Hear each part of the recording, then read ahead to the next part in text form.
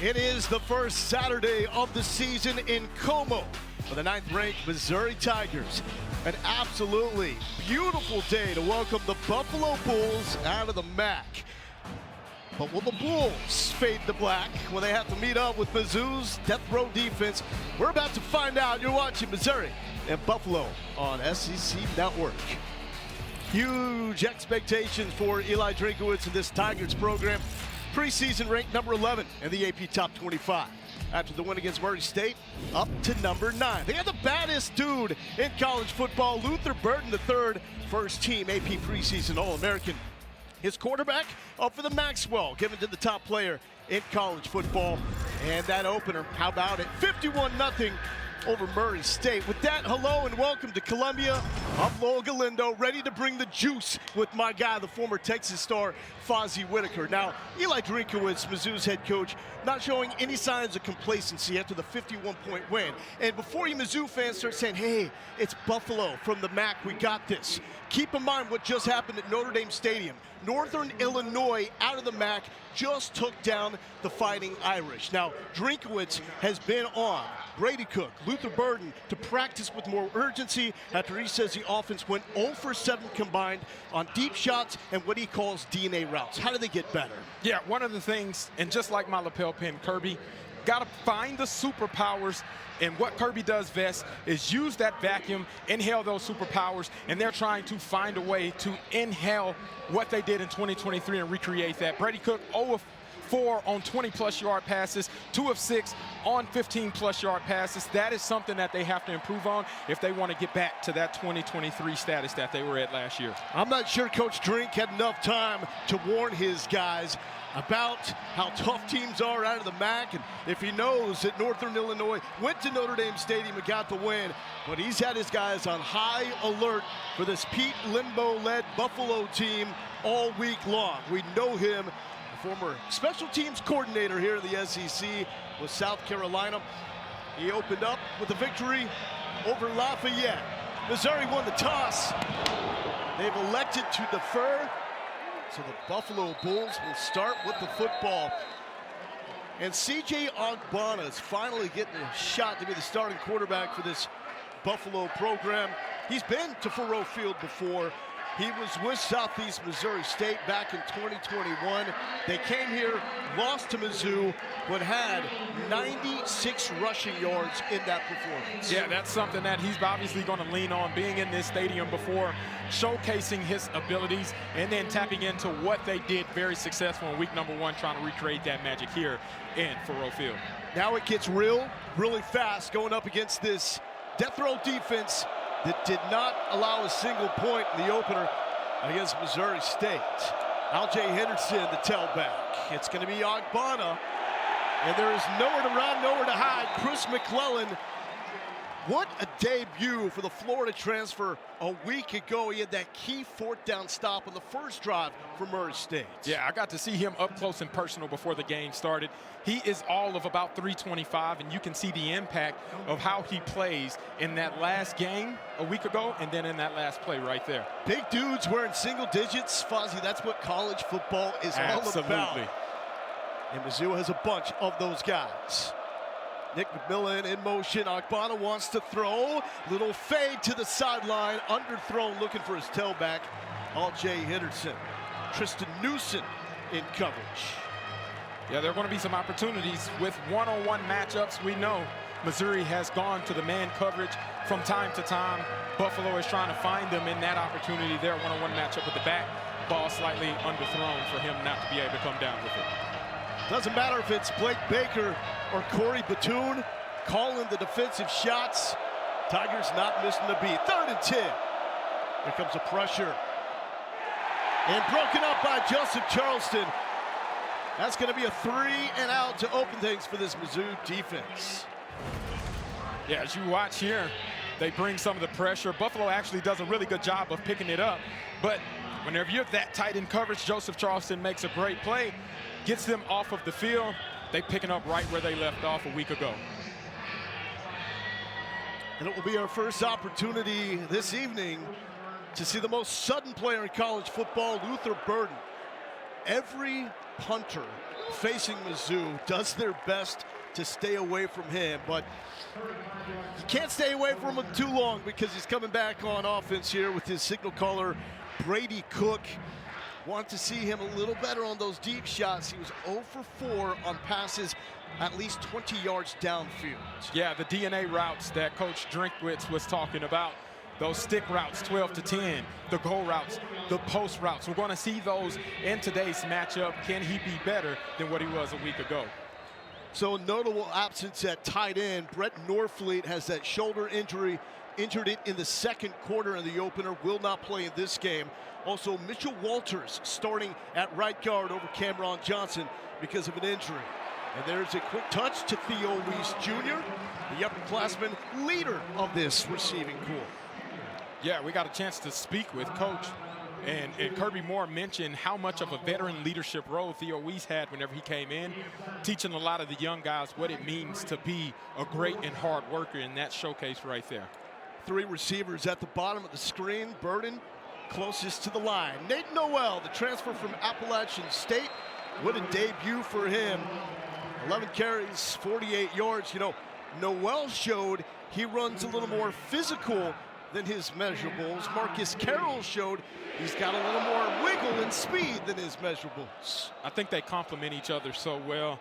As you see, the outside stretch play is something that this offense specializes in. It's what got Cody Schrader where he was a season ago, and they're picking up again where they left off with that run. Marcus Carroll now checks in, and it's going to be a direct snap. A fake reverse, and moving on the right side, looked like Noel. So Noel faked the reverse, brought down by Solomon Brown, who picks up 11 yards. Yeah, a little trickeration right there. Going to the Wildcat formation, fake the reverse to Brady Cook, find some open space, and first down for this Missouri team. Kirby Moore knows all about those trick plays coming up through that Boise State program. I think talking to Coach Drink, though, he's more of a fan of the trick plays than his offensive coordinator. Little pop pass on the sweep to Luther Burden III, his first touch of the evening. I love the creativity, the way they find a different look to get Luther Burden the ball. We obviously know how dangerous of a player that he is. Whenever you get him in the ball in space, it makes a huge difference. So bottom of the screen is your defensive coordinator, Corey Batoon. Second to the top, talking on the walkie-talkie, that's the OC, Kirby Moore.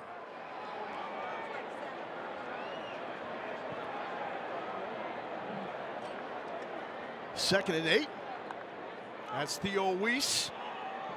And the quick toss to him from the far hash, and Weiss using that 6'2", 210-pound frame to get really close to the sticks. 7-yard pickup. It's going to bring up a 3rd and 1. Being efficient on the offensive side of the ball doesn't mean you always have to pick up a first down on one play, but staying on schedule to be able to get into a 3rd and short situation is what Kirby Moore wants to emphasize and how they're executing correctly right now. The power back, Marcus Carroll at tailback. And we have a flag down.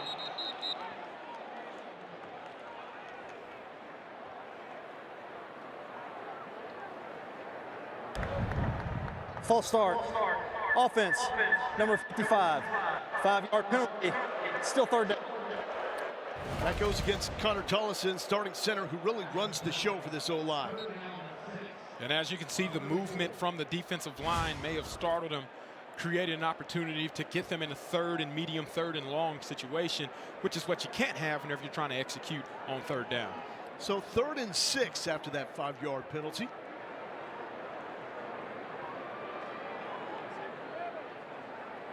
Mookie Cooper in motion, and the toss back to the motion man, and incomplete. Charles MacArthurins was in coverage, and that will bring out the field goal kicking unit. And Blake Craig, who was a perfect 3 for 3 in his Tigers field goal kicking debut a week ago. Lining up for a 51-yarder.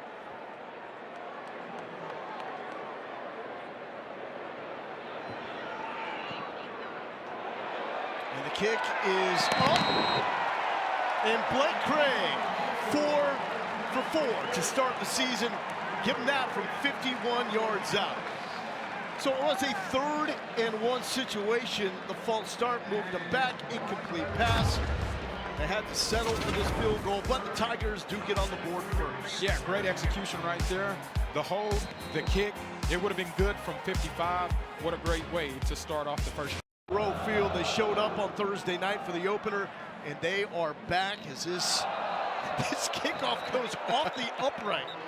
That's a bomb right there. Love to see it. Fozzie for Mizzou, loving to see the production of this defense. Absolutely. Well, a lot of the talk has centered around what this offense can be, but defensively a week ago, they put their full power on display, only giving up 85 total yards.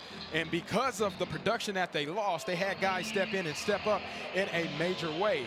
There was a big question mark there, but how that question mark gets answered is continue to create the consistency and the continuity that Corey Batoon is looking for, and they showcased that in week number 1. Eli Drinkowitz said, biggest question by far, how do you replace 2 NFL cornerbacks? Toriano Pride and Norwood did brilliantly. And that is Henderson.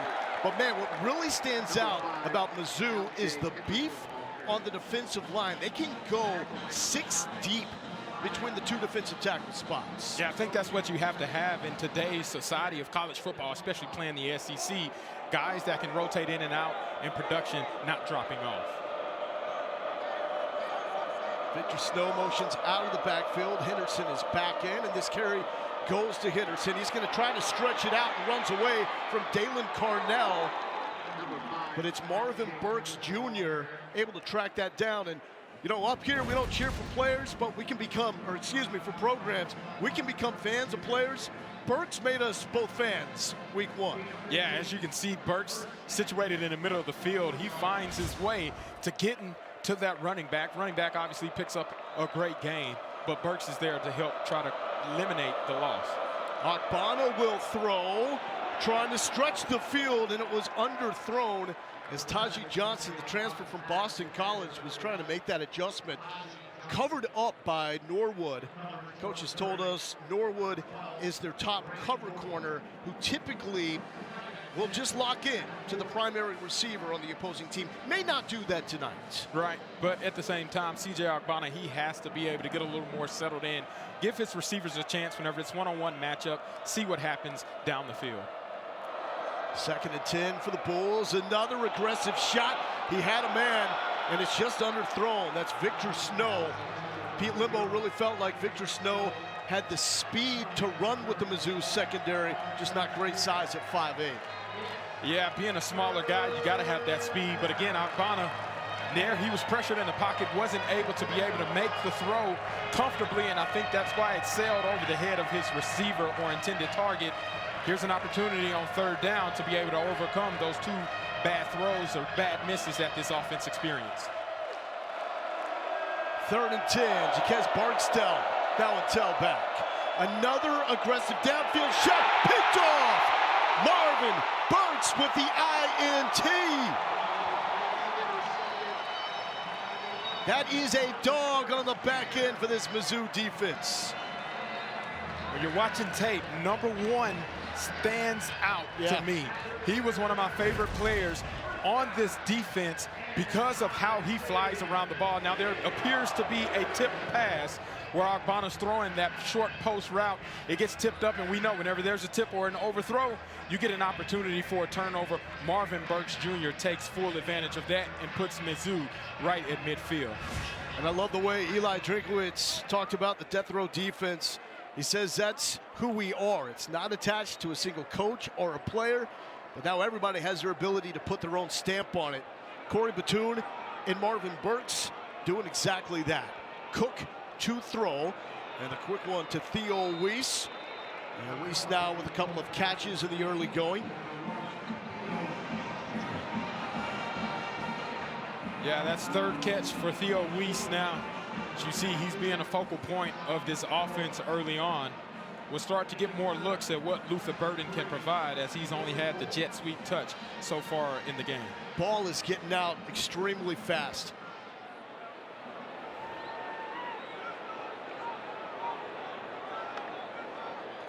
to Noel. An outside zone, slipping through one tackle and taking it to the 35. That is the bread and butter of this Missouri offense. Absolutely. You sprinkle in a little misdirection. Half the defense have to shift over with the motion, and then you get an opportunity to get right on the edge. Nate Noel does a great job of shedding the first tackler and then getting upfield, picking up the first down.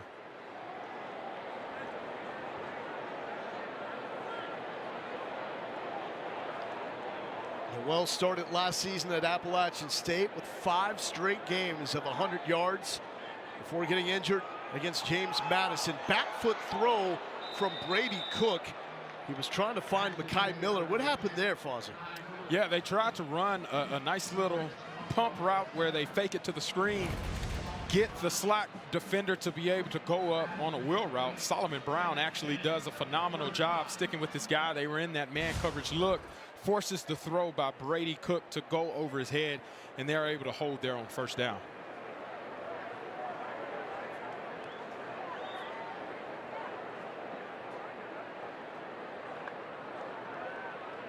Cook looking right side, tight coverage, and complete to Luther Burden, the third. His second catch of the evening. A little slower pace than last week. 3 touchdowns in the first 5 minutes, 19 seconds. Fastest ever for Mizzou to get to 21 points in the game. They scored 28 in the first quarter, tied for the most in program history. It helped having that onside kick right off the top that Mizzou recovered, and the 4th down stop on the first drive for Murray State. A little check with me here from Brady Cook on 3rd and 7. Backside pressure before he falls down, completes to Nate Noel, but Noel was tripped up. Devin Morgan was a man with the pressure there, sophomore out of Maryland. Also, you see Sean Dolak in coverage there. This is the guy for Buffalo's defense that everything runs through. You see the green dot on his helmet. He is their leader, their playmaker. He was in good position there again to be able to minimize the gain after catch. The MAC Defensive Player of the Week 1 week ago. It was 51 for Blake Craig, now from 49. Will the result be the same? It will not. So the first miss of the season for the redshirt freshman, and an empty drive for the Mizzou offense. 3-0, Tigers lead. There is a 7th-year star in college football, Chuck Hicks Kachuga, one of the leaders of this Tigers team. We got him mic'd up pre-game.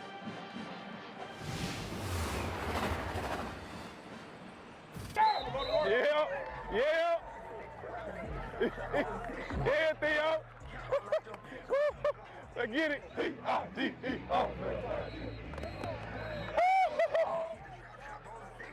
Let's go. Hey, that's our time. Let's go. Yeah. Go time. Hey, pound on 2, 1, 2. Let's get it. And Fozzie, I know you still get those feels when you're on the field before the game. Absolutely. Game day vibes. Nothing beats it. Here's Barksdale now in the backfield with C.J. Agbana, just 15 yards for the Bulls through 2 drives. A little confusion on the mesh point, but Agbana read that like a champ before he's brought down by Corey Flagg Jr. and Trevez Johnson. Flagg was another one of those guys all over the field in his debut last week. Yeah, well, the mesh point was disrupted because Jalen Marshall got back there so fast. C.J. Agbana made a great decision being able to pull the rock, don't make a bad play worse, turn it into a positive, picking up 3 yards. No offensive turnovers for this Bulls team in their opener.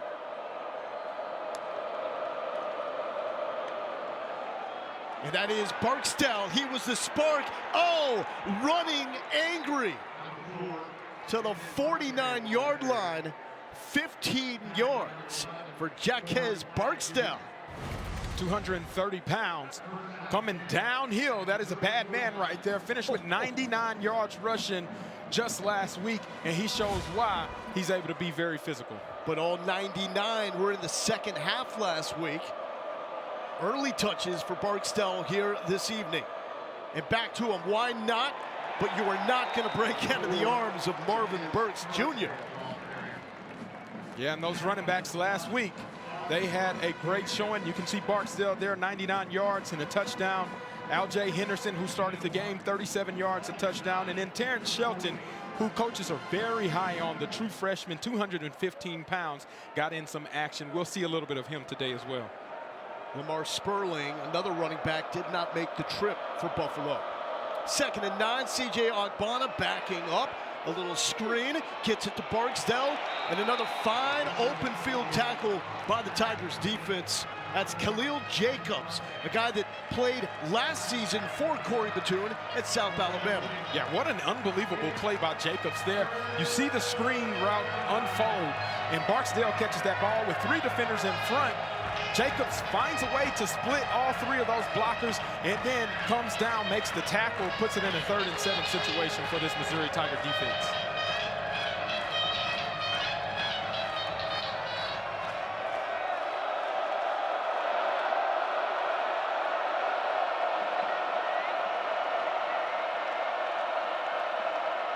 Ogbonna nailed but complete to Victor Snow. Move those chains. Zion Young did not get cheated on that hit, but Ogbonna wins this battle. Yeah, as you can see, he hits Ogbonna right in the chops. Ogbonna stands in there. Look at the courage of that young man. Throws a rocket. 1st down for the Bulls on this play. What a play. Something cooking now for Buffalo. Here's Barksdale. Tough sledding against this stout Missouri defensive line. Johnny Walker Jr., one of the leaders, coming off a breakout year a season ago. Yeah, the combination of him and Chris McClellan on that play, they're showcasing some of that defensive line talent and that defensive line depth there, trying to make it very difficult for the Bulls to be able to find some success after early on in this drive, they were able to pound it for a couple of yards.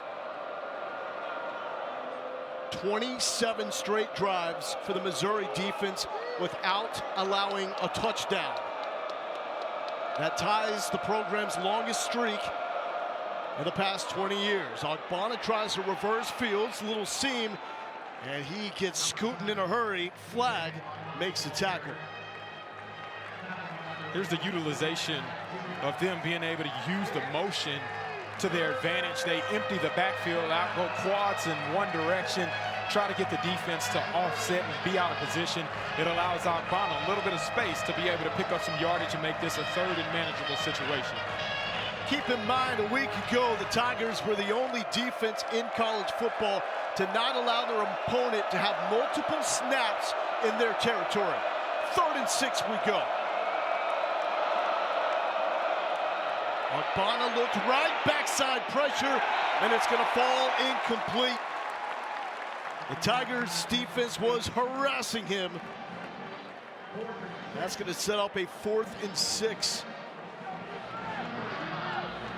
I think harassment is the correct word. C.J. Ogbonna has not felt comfortable in the pocket, but it looks like Coach Limbo is very comfortable as his offense is still out on the field getting prepared, possibly to take a shot here on 4th and 6.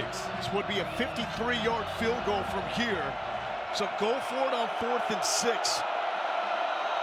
Ogbonna, bottom of the screen, looking for Taji Johnson, the physical target. And it's broken up by Drayden Norwood. He has been a stud at corner to start the season for Mizzou. Absolutely, one of their best cover guys. He goes to showcase why he is heralded as one of the top guys. One-on-one there, Taji Johnson just could not bring it in. Great smothering coverage by Drayden Norwood. Communication from the coaches. Brady Cook didn't find one at Auburn, didn't find one here at Mizzou. But other than that, it's been an awesome evening. This is what's new with college football 12-team playoff. We got conference realignment, 2-minute timeout at the 2-minute mark of the 2nd quarter and 4th quarter, and helmet communication from the coaches. Brady Cook stretching the field, tight window. Wow, trying to thread the needle to Theo Weiss Jr. That was absolute phenomenal placement there. That's something that you have to hit on The window is very small and tight. Would have been a contested catch, but those are the things that we talked about with Coach Drinkwitz. Again, they were 0 for 4 a week ago on shots 20-plus yards downfield. Now they're 0 for 1 in this game so far. Theo Weiss is a dude, but that ball should be caught. Yes. Typically would. Absolutely. He can make that catch. Very capable to do so. Marcus Carroll, the tailback. That's Tyler Stevens, the former Buffalo Bull, in motion to tie it in. And complete to Theo Weiss. His 4th catch of the evening. Marquise Cooper forces him out. That's a big play right there because the confidence of Brady Cook. Hey, I know I just threw the ball to you. I know it was a tight window. Would have been a hard contested catch. You weren't able to come down with it. Let's go right back to you. Build that confidence right back up. Pick up 9 yards. Put us in 3rd and short situation. Just need 1 to keep this drive going. Carroll remains in at tailback. Stevens comes in as a lead blocker, left side, and a good second effort by Carroll to pick up the 1st down. Marcus Carroll is a semifinalist for the Doak Walker last season, given to the top running back in college football. Flying a little bit under the radar with his transfer when you consider he was 10th nationally in rushing yards at Georgia State last year. Yeah, I think Missouri found a little eye in the tiger in the way that Marcus Carroll runs the rock, and picking up the 1st down there, you see his impact already. Always got to track Luther Burden. He moves into the backfield, and here we go. Carroll lead blocking for Burden, and we've got a flag down as Burden takes it out to the 50-yard line. Let's clean this up. Appears to be some frustration by Luther Burden early on right now as well. Holding. Offense. Number 80. 10-yard penalty. Still 1st down. That goes against the tight end, Tyler Stevens. Again, no Brett Norfleet in this game for Mizzou. Yeah, Tyler Stevens right on the edge. Hands are right on the shoulder pads, not allowing that defender to be able to get off the block. May not have even made a difference if he was able to let him go, but just got to have better hand placement there. Luther Burden obviously frustrated.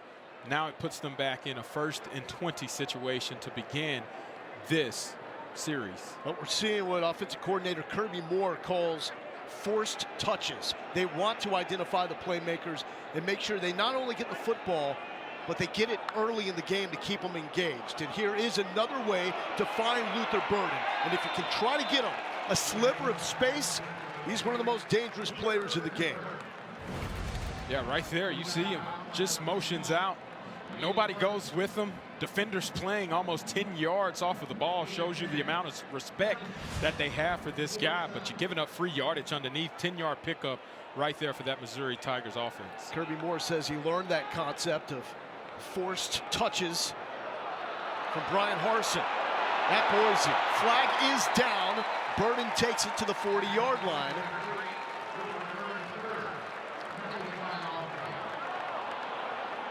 Appears the point of emphasis might be getting Luther Burden the ball on this drive. I'm picking up on that as well.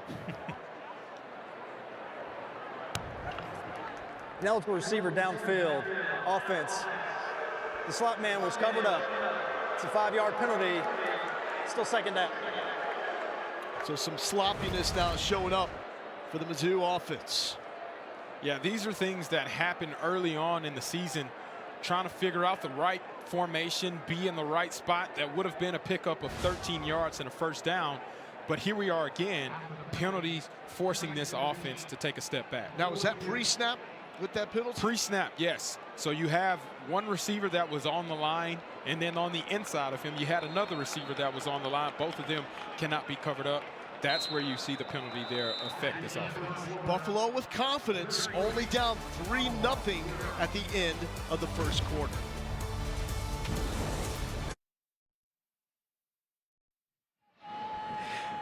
The Buffalo Bulls Mafia has traveled well. They're fired up. Their team is hanging around. 3-0 Mizzou leads at the start of the 2nd quarter. Moments ago, we talked with Buffalo head coach Pete Limbo. First thing, Coach, how do you think your team is performing through the 1st quarter? Our defense is playing well. You know, we held them to a field goal and then the missed field goal there, and we're tackling pretty well. We played the deep ball well so far. So those guys are ready to go. We were a little uneasy on offense. We had a couple mental errors, a few misalignments, but then we settled down. We started moving the ball. Just got it in that area of the field where, you know, you don't want to punt. It's too long for a field goal, so we went for it on fourth. What the heck, right? Yeah, exactly. Thank you so much for your time, Coach. Okay, thank you, guys. So even though the Tigers... Pass interference, defense, number 21, 15-yard penalty, and an automatic first down. So Fozzie still looking to complete the deep shot this season, but they do have a pass interference on the deep shot to Luther Burden, and they've got this one to Marquise Johnson. Yeah, as you can see, they had an opportunity. Marquise Johnson downfield. Defender just doesn't get his eyes around, initiates that contact. Eddie Pleasant, the second that is, and it gives Missouri a first down. And there's Burden reversing courses. He's got Tyler Stevens leading the way. Sudden, electric, down to the 25. And that's the explosive nature that Luther Burden provides to this offense. He lines up in many different spots. They just want to get the ball to him, and putting him in space is an absolute positive for this Missouri team. Looking a little bit like Debo is the comparison that Eli Drinkwitz made about Luther Burden. 18-yard pickup, and did you see the right tackle? Armand Membu booking it downfield as well. Impressive. Here's Carroll probing left side and looking for that contact, as he always is. It's brought down by Devin Morgan. So the Tigers in the red zone. This is what they do better than anybody. Cash in. They've scored on 63 of 65 red zone trips since the start of last season. That's number one in the bowl subdivision. There's nothing happening there for Carroll. Now, what they don't do as well is convert these red zone trips to touchdowns. Only 63% there. That's only 55th in the FBS. You want to convert these to 7 points, not 3. Yeah, if you want to be a championship contending team, which a lot of people feel as though Missouri does, oh yeah, especially as a top 10 AP poll ranked team right now, you got to be able to take advantage whenever you get in the red zone. That's Mookie Cooper in motion, and back to the motion man. We've seen this a lot. A little shake, a little bake. Still fighting is Mookie Cooper.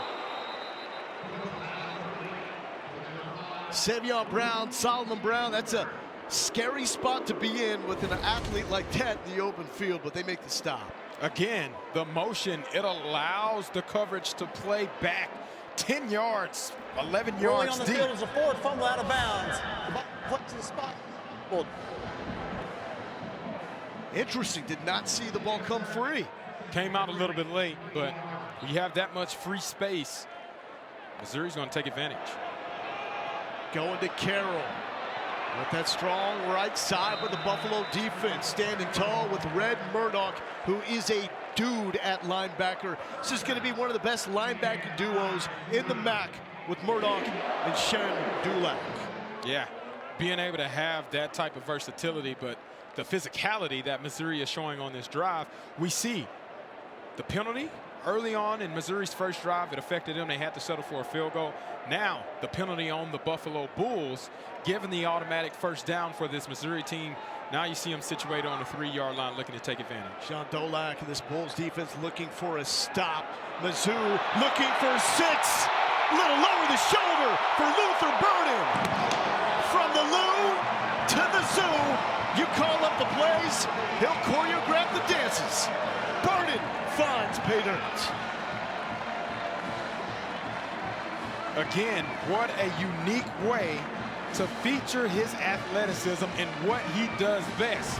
Be an athlete, be the guy, and that's exactly what he does. You see the jet sweep handoff, and then finish it, lowering the boom on that defender just to let him know, hey, I'm still that guy that you got to look out for.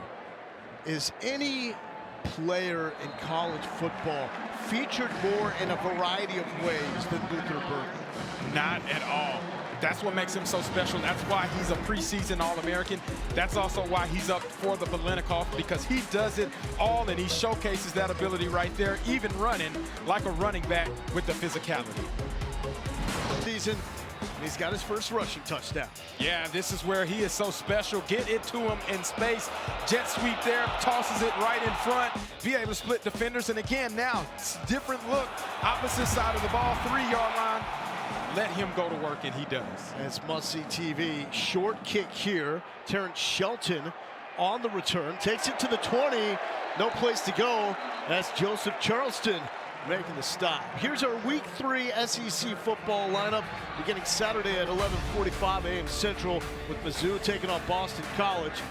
Eagles rolling to start the season under Bill O'Brien. We follow that with Arkansas hosting UAB. We cap the night with 14th ranked Tennessee hosting Kent State in Knoxville at 7:45.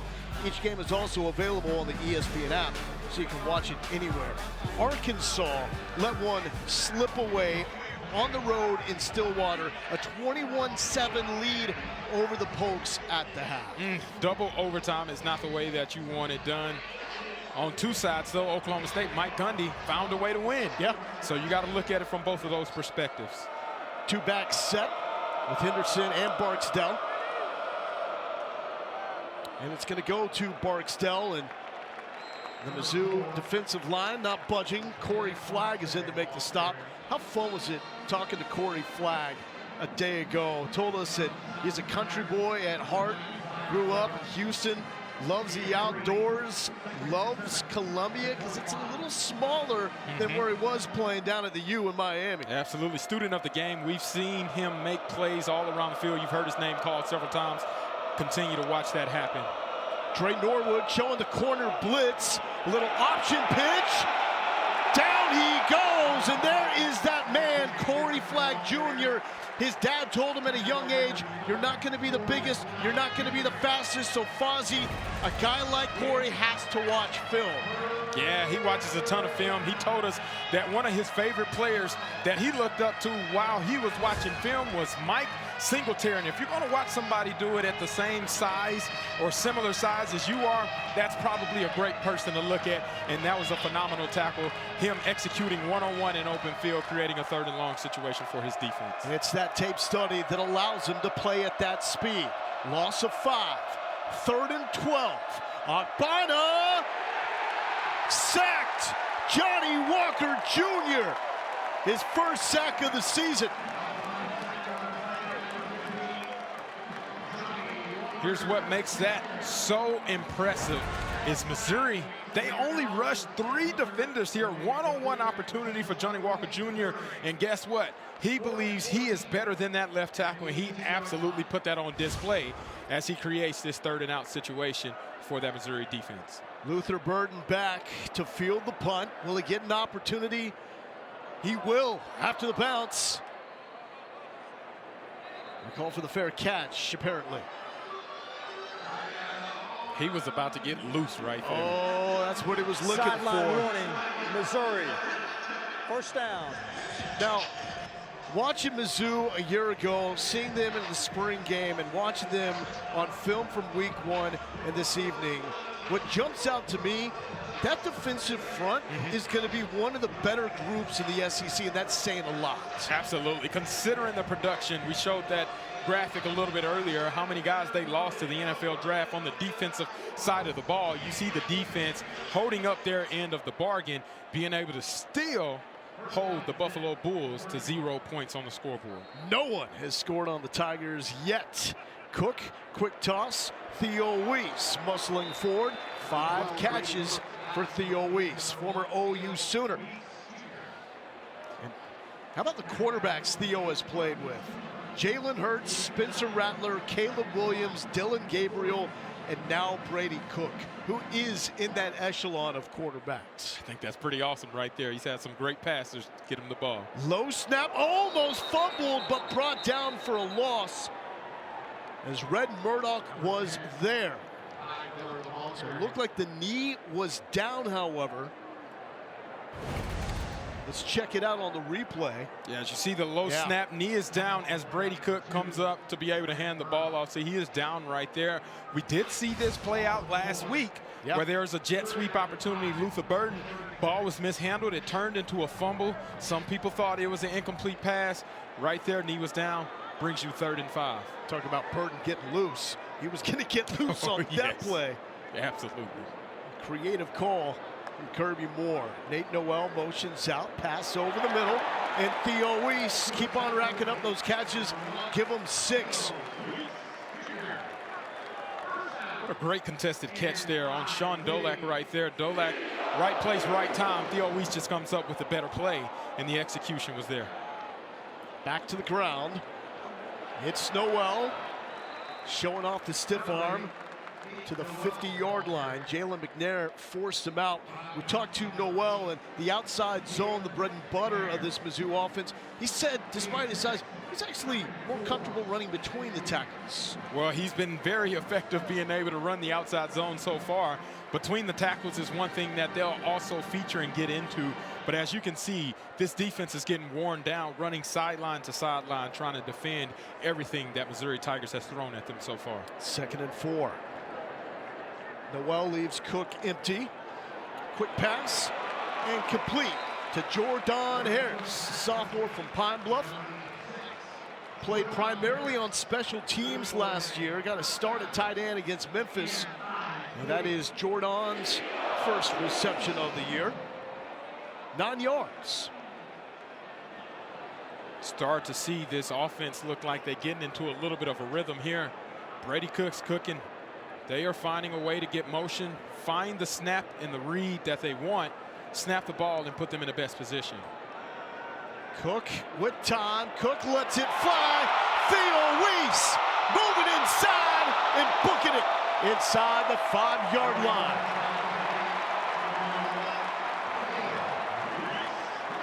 This is what makes this play so successful, is that play action, being able to fake the outside zone, and then the offensive line provides the protection for Brady Cook to dish it out. Puts them in a manageable situation. Noel! Oh, takes the big lick. But did the little man get in? Red Murdoch did his best to keep Nate Noel out of the end zone. Big time collision. Illegal formation. Offense. 5 or more in the backfield. 5-yard penalty. Still first down. Second time we've seen one of those pre-snap penalties. Yeah, that's something that they have to get cleaned up. As you can see, they got too many guys off of the ball. Receiver, running back. You got to have one of those guys on the ball to make that illegal formation.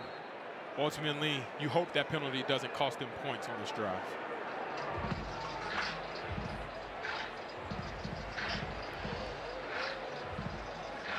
Second red zone trip for the Tigers.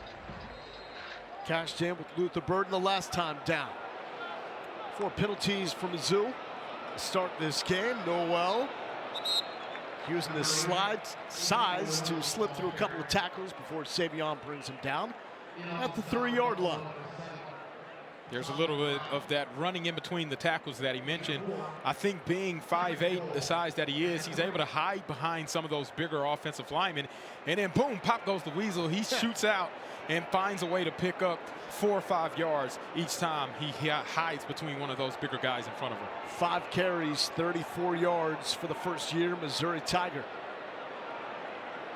Unbalanced. Some old school I formation here. And Cook is going to roll and throw corner of the end zone.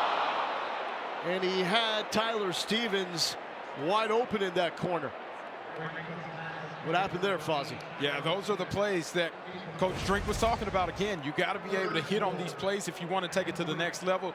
Fake was phenomenal. Now you just got to finish on that play. He leads them just a little bit too far outside, and they can't capitalize on that one-on-one opportunity. It's going to set up a 3rd and goal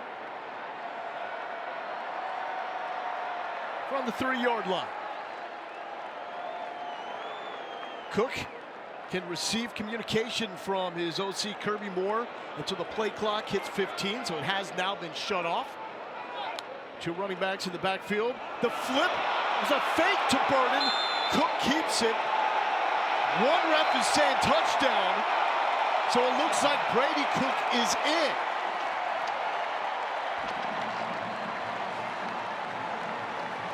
But how about Luther Burden being the ultimate decoy on that play to set this up. Yeah, being able to fake that pitch route to him, get the entire defense to flow that way. Obviously, you see 3 defenders getting out of position. Ooh. And then Brady Cook finds a way to insert himself, and it's a very close call there, but it appears that the ball did break the plane, and that's where Brady Cook is so deceptive and how he hurts you. Whenever you don't account for him, he makes you pay in the biggest way. And this is ultimately what Kirby Moore was looking for. Forget the field goals inside the 20. We want the end zone. And now on 2 red zone trips, they found it with running plays.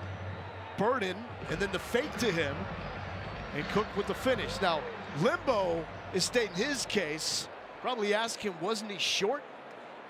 He's not going to win that argument. Here's Craig to make it a 17-point game. And he gets it to go. So after a relatively slow start for the Missouri offense, they're now starting to find their groove. Yeah, overcoming a penalty there, Brady puts the stamp on that drive. Well, the marquee early game was Texas going on the road and stomping Michigan 31-12. Quinn Ewers could be a problem in the SEC. Northern Illinois goes to Notre Dame and reminded me a lot of Appalachian State getting on the map by going to Michigan back in the day to get that win. That is an absolute stunner. And Syracuse beating Georgia Tech. But the beautiful thing about the 12-team playoff, Notre Dame may have been out of it already a season ago, but even with that loss, they still have a path to the 12-team playoff. Absolutely. I think that's what makes it so fun this season, the most exciting season for college football. A low liner was under the back of the end zone to set Buffalo up at the 25. So this was the Cook touchdown run. Looks like we're playing on the Nintendo back in 1987. Love it. They took a look upstairs, but no definitive looks to force that to be overturned. Yeah, I told you my lapel pin is Kirby. We went back to the 8-bit video graphics. Not a definitive look. They upheld that touchdown for the Missouri Tigers. And that's what you want to see if you're Kirby Moore and Elijah Drinkowitz to be able to see the offense coming alive and finding their rhythm in that last drive. Now, if they would have gone up, up, down, down, left, left, right, right, A, A, B, B, select start, they may have gotten it overturned. There's Barksdale on the ground. And a nice pickup on first down for Jaquez Barksdale, senior from Topeka. The drive that Buffalo had the most success on, they were able to feature Barksdale running the ball, and he had a really big run. I think they're trying to tap into that identity again here on this drive. Loaded backfield, and now everybody motions out. Barksdale to the right of C.J. Ogbonna. Points would be huge on this drive for Buffalo. There's Barksdale into the open field, rumbling to the 50-yard line. Third on the team a season ago with 248 rushing yards. He's starting to establish himself as the dude. Absolutely. You see them inside zone, put a hat on a hat, allow Barksdale to be able to find some space. He does find some space, and again picks up another first down for this Bulls offense. That was Corey Flagg's brother Caleb, a.k.a. Bam Bam, trying to chase him down. Back to Barksdale, showing that angry running style and picking up 3 yards before Marquise Gracial brought him down. Now, Gracial, big-time prospect coming out of high school, St. Charles out of St. Louis, only played in 3 games in his first 2 seasons, had a tackle for loss in the opener. He's really the reason why the Tigers could be 3 deep now at each defensive tackle position. Absolutely, and his size, 325, 6'4", speaks for itself. He's making his presence felt in a tremendous way. Well, at least Buffalo can say we're getting snaps off inside Mizzou territory, something Lafayette or Murray State could not do a week ago. And there's a spin down to the 45-yard line. And this is reminiscent of the drive in the 3rd quarter for Buffalo last week against Lafayette, when Barksdale carried it 6 straight times to set up a touchdown pass to Nick McMillan.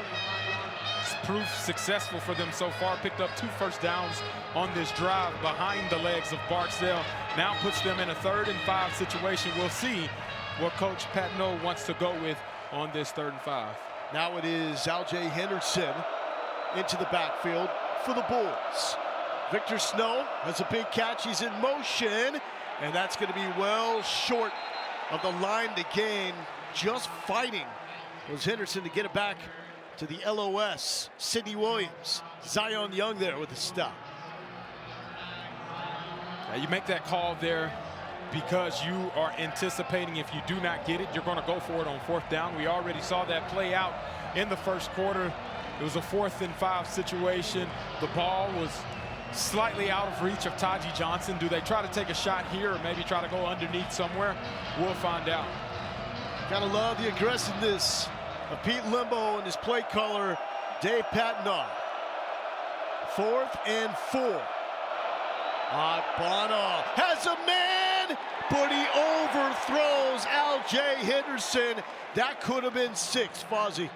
Yeah, this was the exact same play that they came to in the first drive that they had offensively. Tried to hit the running back. They bring it back on 4th down, had an opportunity again, just overthrows it, and there are the results. Another turnover on downs for that Missouri defense.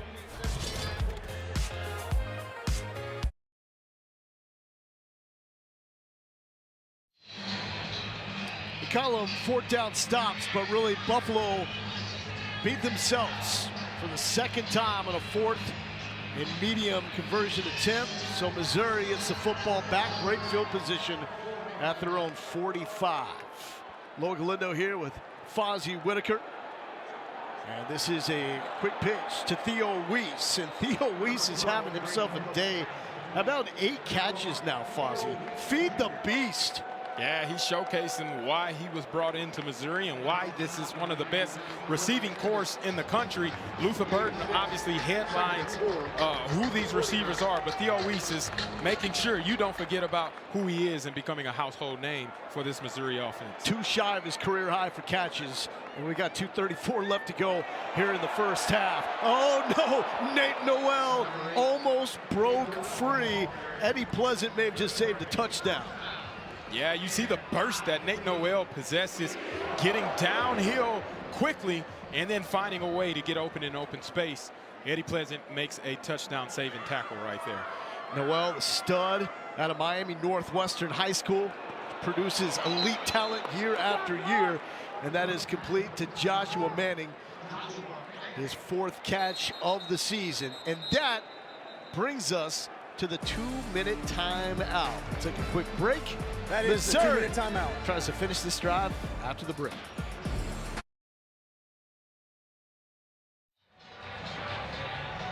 Coming up at the half, an opportunity to watch Marching Mizzou, streaming live on the ESPN app or SEC Network Plus. Tigers known to have the best sousaphone section in the SEC. Yep. I completely made that up. But this is not made up. Theo Weiss, 8 catches for 91 yards. His career high, 10 catches, 123. He's on pace to shatter that number. Rest of the team, 7 for 41. 2 minutes to go here in the first half. That's Mookie Cooper in motion. Cook will scramble. A little mini hurdle. Stayed up inside the 10. Cook! Elway style into the end zone. 31 yards. Let the young man cook. I see what you did there, Fozzie. Woo! What an unbelievable, well, it was believable. He just did it. What a phenomenal play right there. Brady Cook finds a way. The play was covered beautifully by Bufflao. Nate Noel running on the wheel route, the athleticism. Even though he trips, he says, I'm not going down, and then up. Get some air. How much was that hang time right there, Lowell? It was enough to get him 6 points on the board. That was along the lines of the moves that we saw from Missouri cheering Palm in their pregame warm-ups. They were doing flips and aerials, and Brady Cook looked just like that getting into the end zone. Well, the Golden Girls gymnastics team, they're not the only ones that can hop and jump and make it look so elegant the way that Brady Cook did right there. Look at him get his hops up and over. He tucks it, gets across the goal line, and then the blocking by Nate Noel will be able to get him that final push into the end zone. What a great play, great execution. Finds a way to use his legs. 6 points for the Tigers. So you're going elegant. Number 0 for Missouri is now number 84. Hey, I think elegant is the word to put it. What would you say? effective. Very effective. Josh Allen-esque, if I might say. Oh, now that's slap in the face. Everybody back in Buffalo watching. And you just throw the Bills quarterback comparison to the guy slicing and dicing through the Buffalo defense. Come on now. So Cook has tied a career high with 2 rushing touchdowns. I mean, that's a part of his game. That's something that he can do that you have to account for. And at 6'2", 212, he can finish. He is in his bag, or should I say he is in the kitchen cooking over the stove right now. 2 touchdowns, matching that career high. You are too much, man. Too much. Well, tonight's SEC football final is back for another season with Dari Noka, Chris Doring, and Benjamin Watson. They'll take you through the biggest stories of the day and break down all the SEC games. That's 10 Central right here on the SEC Network and the ESPN app. Those guys have fun. I think it's safe to say we have fun. Absolutely. I have a ton of fun. That's never in doubt. So what does this compare like? You've played here before, now being in the booth. What is it like here in Columbia for you? The level of excitement is still there.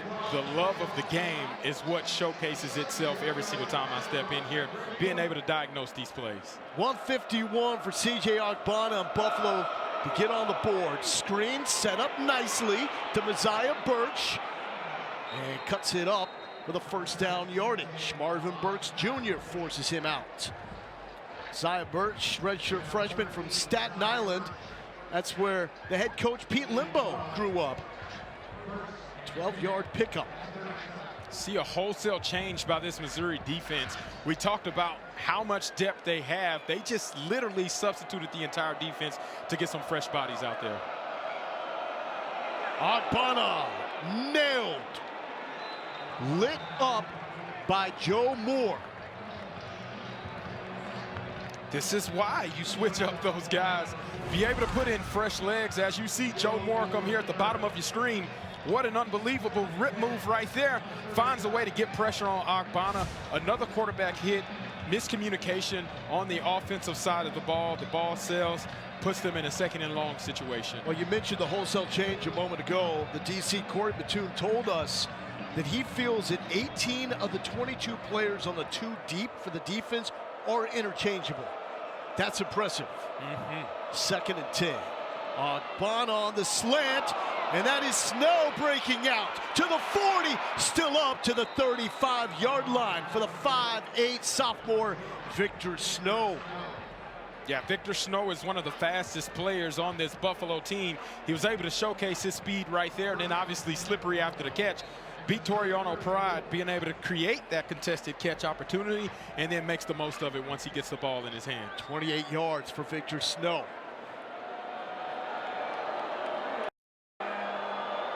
Ogbonna looking for points. Has a man down the sideline, but miscommunication there, and that was Snow. And absolutely covered up. Had the safety coming over the top to help as well. Toriano Pride Jr. in coverage. What kind of impact has he made in his first season coming over from Clemson? Yeah, I think we talked about the production that was lost. You lose 2 NFL corners, then you got to bring in some experience and playmakers, and that's what Toriano Pride has already brought with the pick 6 last week and now being in on some contested catches. Out of the diamond formation, Birch now the lone tailback.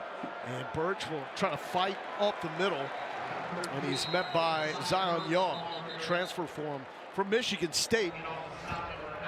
Timeout, Buffalo. Their first of the half. 30 seconds in length. Bulls calling the timeout.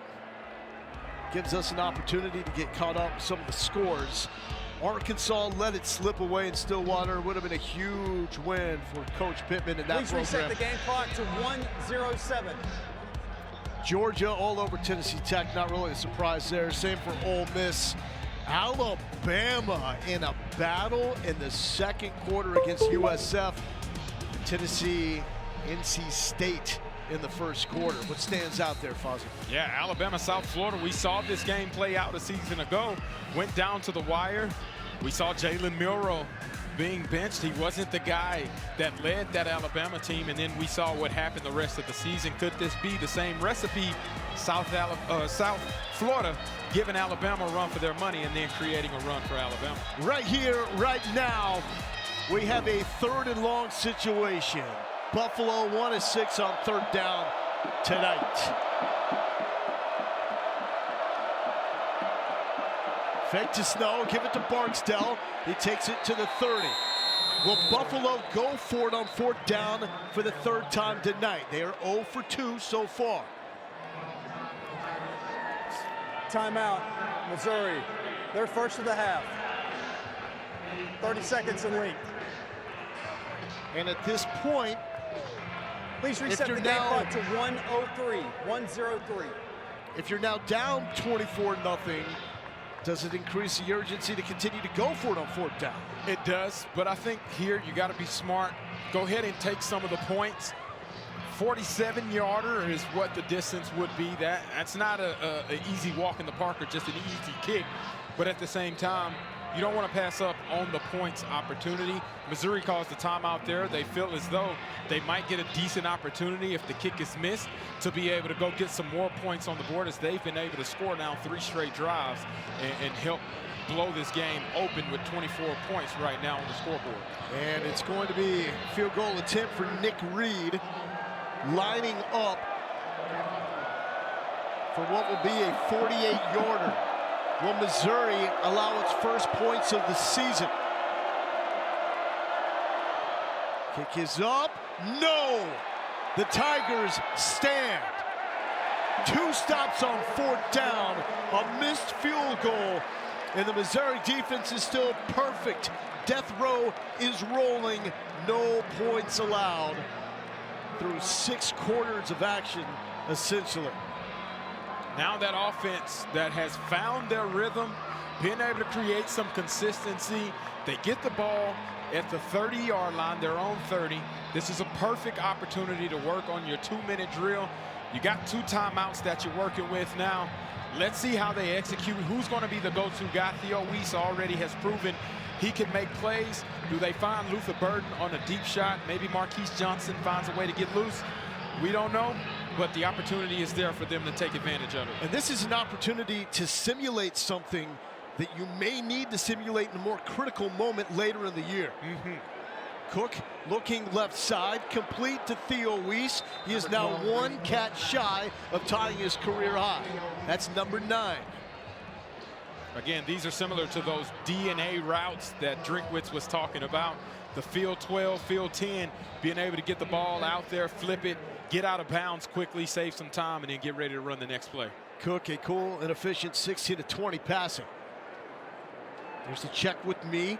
The headset will shut off right now. Until the snap, Cook no longer has communication with his offensive coordinator. Cook wide open. Theo Weiss has tied his career high with 10 catches. And again, here's where the execution is pivotal. Get the communication in, keep that clock. That clock is rolling, so you got to be fast, stay ahead of the clock. Well, Cook trying to stretch the field. He's got time. Flushed, directing traffic, and will smartly get out of bounds. That's the veteran poise in the pocket that you want to see from Brady Cook. Right, the play breaks down, pocket collapses. What do? Extend the play and then get out of bounds, save a timeout. 2nd and 8, 35 seconds left. They still got a perfect opportunity. Inside 2 minutes, the clock will stop.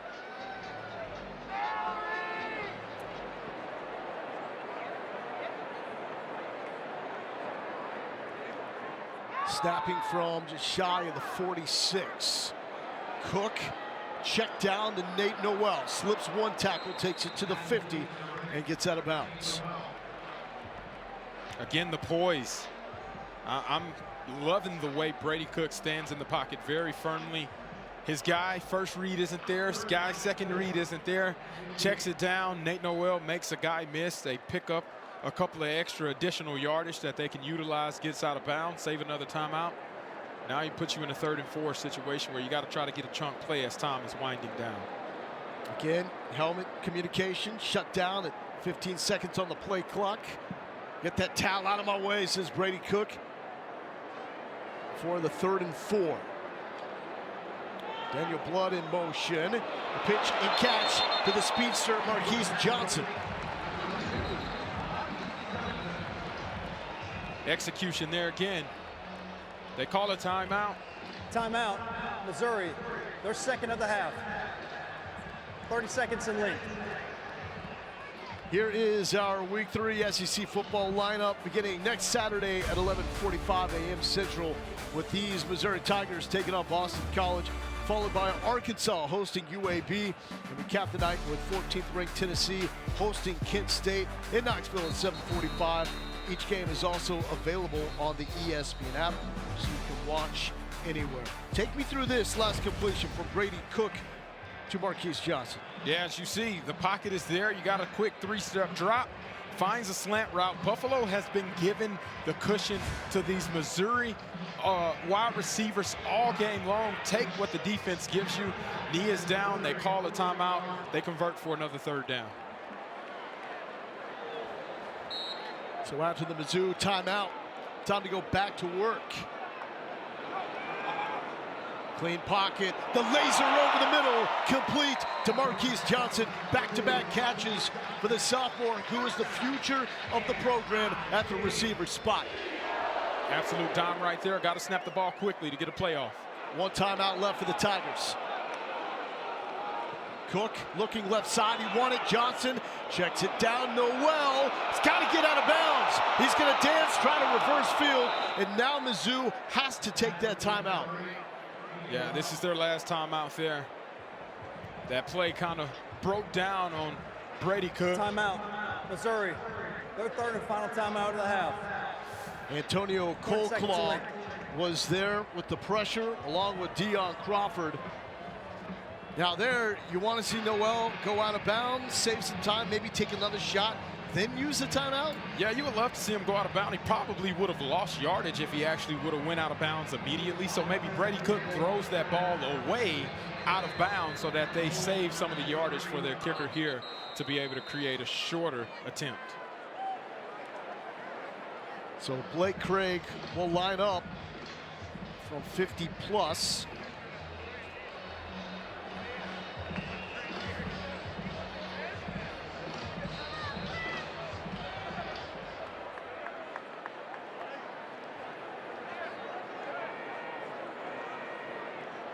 .52-yard attempt for the redshirt freshman.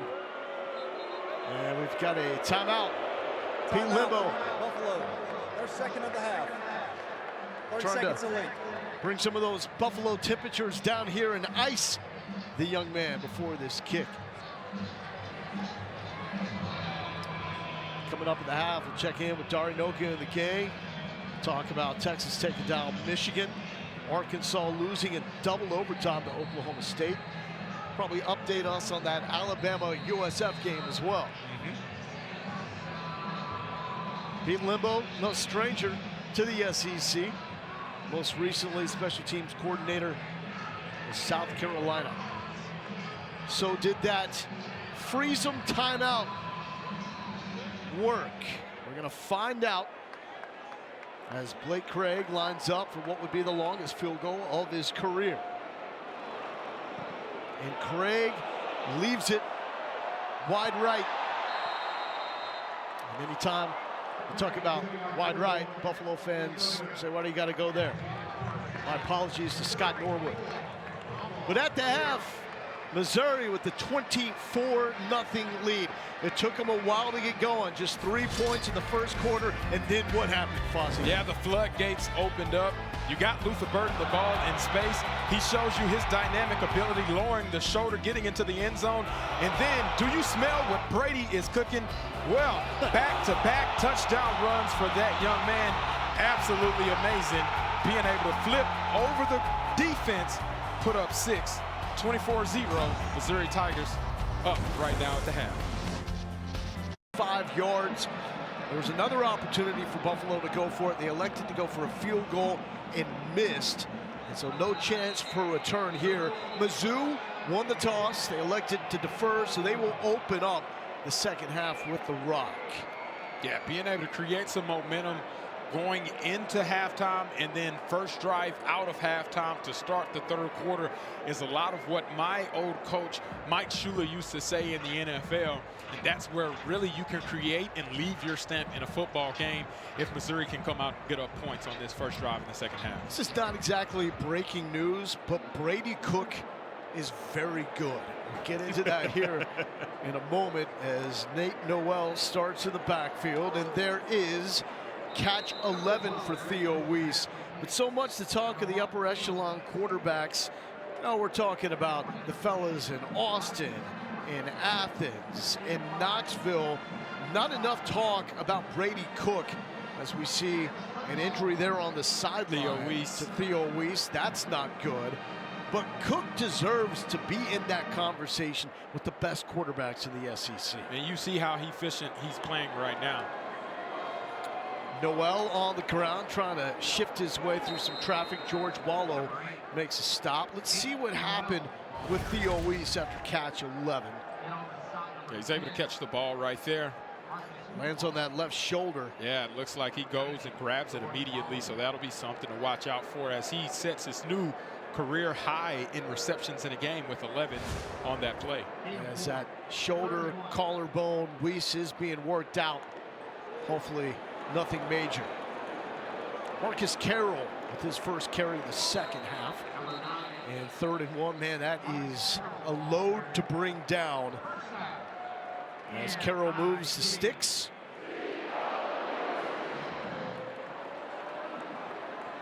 Fortunately for Mizzou, they have one of the deepest receiving rooms in college football. We haven't even really talked about Joshua Manning and how bright his future is. And Daniel Blood got some key moments, I would say, in junk time in the opener against Murray State. But they have some youngins that will develop.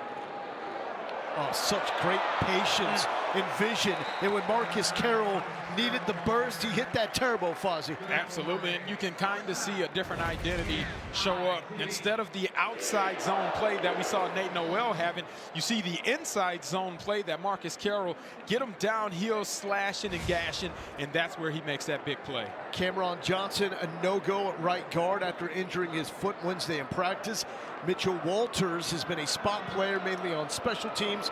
Got the start in his place. That is good for about a yard on first down. Sean Dolak, the MAC Defensive Player of the Week, makes a stop alongside Kobe Stewart. Yeah, they go back to the well, see if they can isolate that linebacker, Sean Dolak, in a one-on-one situation. It got muddied up at the offensive line, at the line of scrimmage, and then Sean Dolak does what he does best, find the ball, get the ball carrier down on the ground. Second most tackles in the FBS back in 2022. Last season was cut short due to injury. He transferred to Utah State in the spring and then came back to Buffalo. Mookie! That's Mookie Cooper with the catch. Dolak with the stop. And you can hear the moves from the fans here at Faurot Field. Ineligible receiver, downfield, offense, number 10. He was covered up by an outside receiver. 5-yard penalty till second down. That's the 3rd time we've seen something with the alignment called against Mizzou. Yeah, and the 2nd time by covering up an ineligible receiver. One of the things that you have to step out is being able to showcase if you are on the ball, off of the ball, that communication is pivotal between all 3 of those receivers. And that's where you want to see you notate to that official who's on, who's off. Noel trying to set up Cook on the design run. So from 2nd and 14, a pickup of 8. Deshaun Folsom makes a stop for the Bulls defense. Again, play breaks down. Brady Cook using his legs. Seems to be one of the most effective utilizations of his body that he's been able to implement so far in this game. 2 rushing touchdowns, and there he picks up a nice big chunk to get them in a 3rd and 6 situation here. Theo Weiss still on the sideline. Luther Burton unlikely to return. Top tight end Brett Norfleet a no-go with the shoulder injury. Offense has still put up 24 points. 3rd down, Cook pump fakes and a high throw. Incomplete as he was looking for Daniel Blood, sophomore out of Louisiana. Quarterback pressure by Malin White, who is an absolute freak show.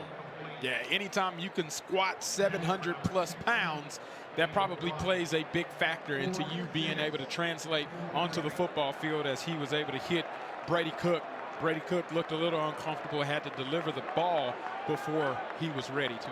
You heard that right. A 705 back squat from Malin White, transfer from Cornell. I know they lift it like that in the Ivy League. Here's a 4th and 6. Cook flushed. Flag is down, thrown on the run and picked off. Interception. Antonio Kokla still rolling. Some pressure and a strip attempt. And another flag, so that was Charles McCarthrance that had the INT.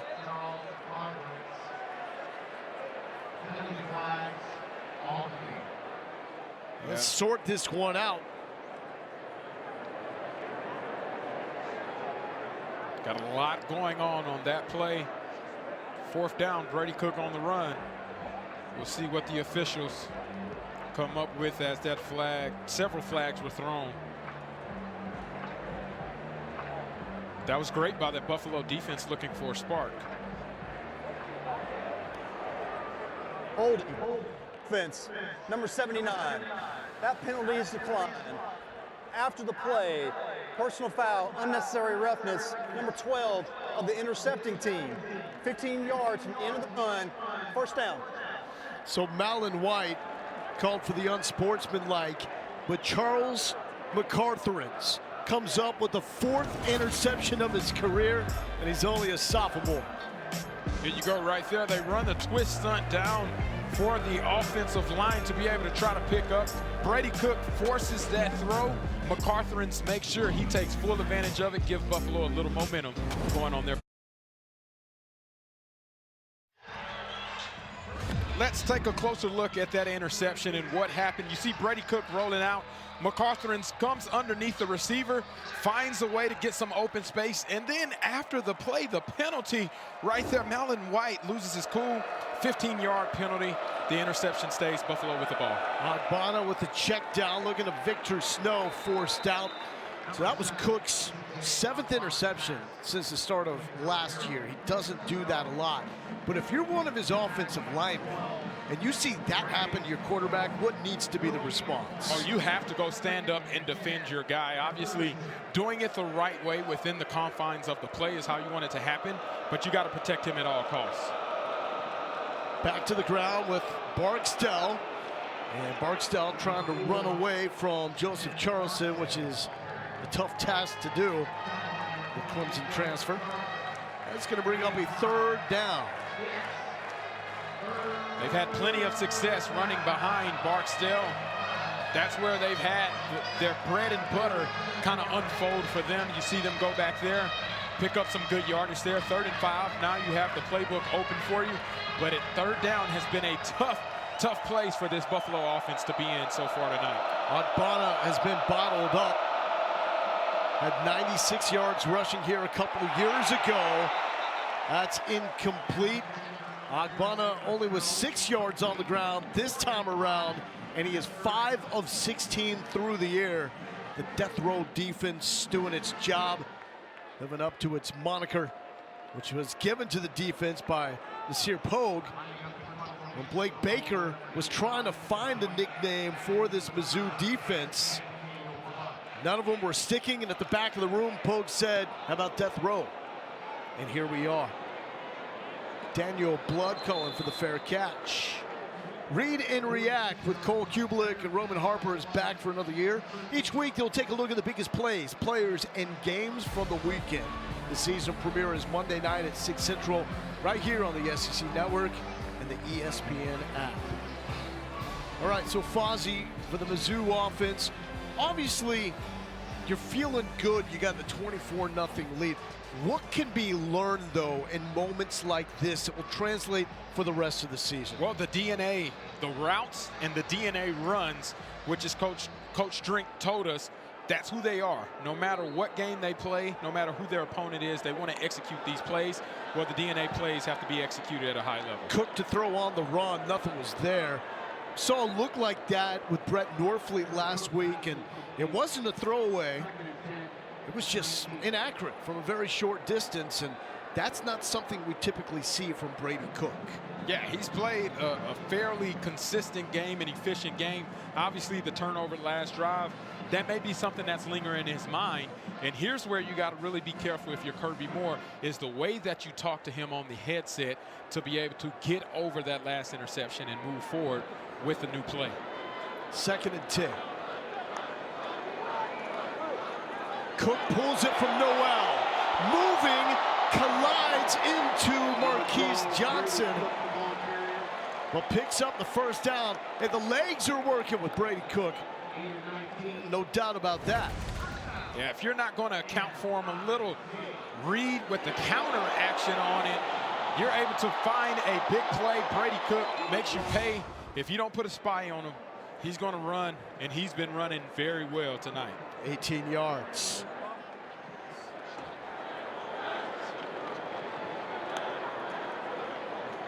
Cook gives it up to Noel. He tries to jump cut it for additional yards. Now, you brought up a good point about Kirby Moore talking to us about your headset demeanor. There's a certain way that you have to talk to your quarterback.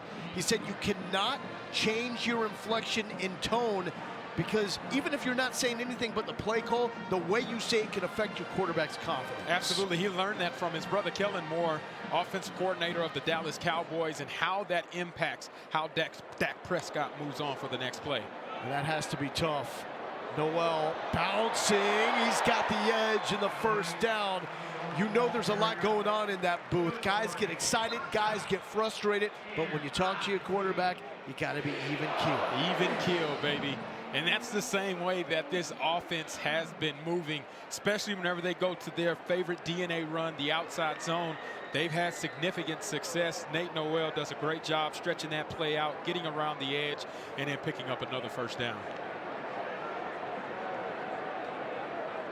Communication now shut off, under 15 seconds on the play clock. Noel still in there, Cook play action. Going back to Noel, and he lost his footing on the turf. That's down to the 44-yard line. Kirby Moore really turned around the trajectory of this program with Eli Drinkowitz. 2022, just 22.6 points per game. Last season, that goes up to 32.5. And really, it was short work with Brady Cook, because Cook was out in the spring just to get on the same page. A lot of fans in Columbia were fearing the worst. They thought Alabama was going to scoop him up after the job he did last season, but he's back for another run in Como. Noel, that's going to be a TFL. Dolak, Murdoch, two linebackers that will be among the best duos in the MAC. They played almost every snap for the Bulls last week. Here's the funny part. I talked to Coach Ray Pickering, the running back coach for Buffalo, and he mentioned how much Dolak disrupts their play as they try to get a proper look because of how well he studies, and he's in the right place at the right time every single time. 11 tackles, 2 for a loss, 1 sack, as he was the MAC Defensive Player of the Week, wreaking havoc on Lafayette out of the FCS a week ago. Cook extending and could not hit Daniel Blood. Let's face it, that deep shot, there's still something off. It's going to be talked about again this week. Yeah, just a little bit on the timing there. He had the look, he had the guy that he's looking for. And as you see Coach Drinkwitz telling him in his ear, hey, that's the shot we want. You just got to complete that pass. This is something that we worked on all week. It's pitch and catch just like we do in practice every single week. Just go out there and execute, and that's something that they're still trying to find on the deep ball. Was an issue last season, threw a beautiful deep ball, and there's movement there along the line for Mizzou. Looks like it was Sidney Williams.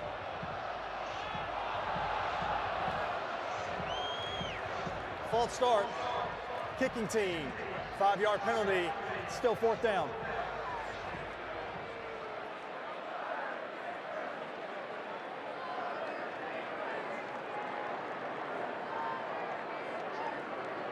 And you see here, this is the first punt for Missouri on the game tonight. They've had a couple of miscues since coming out of halftime break. It's something that obviously Coach Drinkwitz wants to be able to minimize their effect right now. But first punt in the 3rd quarter, doing something right. 6'5" punter Luke Bauer booms this. Will it check up? It does. That is a beauty. Out of the way, Luke Bauer. You can throw a lob pass to him as well. He can high point that thing in the red zone at 6'5", but doing what he does best, pinning Buffalo inside the 5. Beautiful night on the campus of Mizzou. Tigers up 24-0.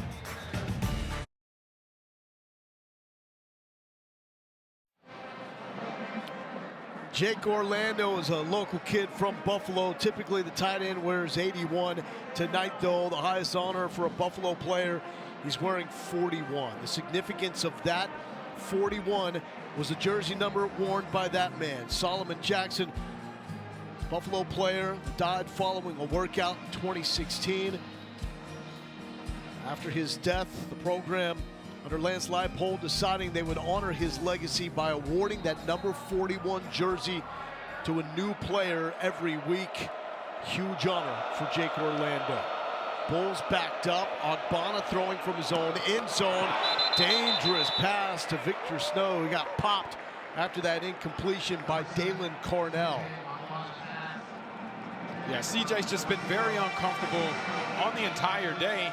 You see the accuracy has not been there. They've had opportunities to be able to win on one-on-one matchups and create some space. The passes has not been where they needed to be. 5 of 17 now on passing attempts. Snow in motion to the ground, and that's not getting anywhere. So tough to run against this Missouri front that is deep. Eddie Kelly Jr. transferred from Georgia Tech, and he was a guy that Eli Drinkwitz singled out as one of the players that made the most of his opportunity because they were able to play so many guys in that blowout win against Murray State. Yeah, and that's what you want to see is guys with depth being able to come in, create the same amount of production that your starters had so that you're too deep for the rest of the season. Buffalo a combined 1 of 10 on 3rd and 4th down. Ogbonna stretching the field, overthrown. That one was covered up well as Victor Snow is the intended receiver. Struggles continue for this Bulls offense, but there's going to be a lot of that, honestly, against Corey Batoon and this Mizzou defense. Now, this is a tough spot to punt out of here. Feel for Ethan Dwayne, transfer from Old Dominion, originally from Melbourne, Australia. 37 from Missouri. Buffalo was pretty good in 2 of the phases. The 3rd special teams atrocious last week. They're able to get that punt off, and Daniel Blood calls for the fair catch. 5:18 left to go here in the 3rd quarter. Still waiting for our first points. It is nice, though, that Coach Drink is doing his best to teach the officials the fight song for the Missouri Tigers, which he was obviously trying to do on the sideline. Cook on target to Theo Weiss, breaking free down the sideline. Catch number 12, and that could give him the necessary yardage for a new career high in receiving yards. We'll wait for that total. Again, it's good to see him back out of there, too. Yeah, he was holding his shoulder after a catch on the sideline. And look at the company that he is with in that list. All those guys playing a big role in the NFL at the next level. So 137 now for Weiss. It's a career high in yardage as well. Cook was hit. Good hands on the low rush throw to Mookie Cooper. But man, Theo Weiss, Luther Burden, rightfully so, gets the headlines. But I think if you talk to the guys inside this program, they will tell you Weiss is just as valuable because what he does inside the locker room. He's the glue for the receivers. Yeah, he's able to showcase that today, and then he's been that since he stepped on campus as a transfer, and that's high praise coming from somebody that came from a different program with a status like Oklahoma. He could have a monster year as well. Off to a great start. Cook, far hash, make a man miss. Joshua Manning, so physical. He's a young pup, but man, he does things that don't always pop up on the box score. Noel's first touchdown run last week, he demolished the safety. Here's showing the yak ability. Yeah, 6'2", 210 pounds. You can see him, how physical he is, being able to shed the defenders, set them up in a red zone. Noel flag down, he's into the end zone. Let's sort it out.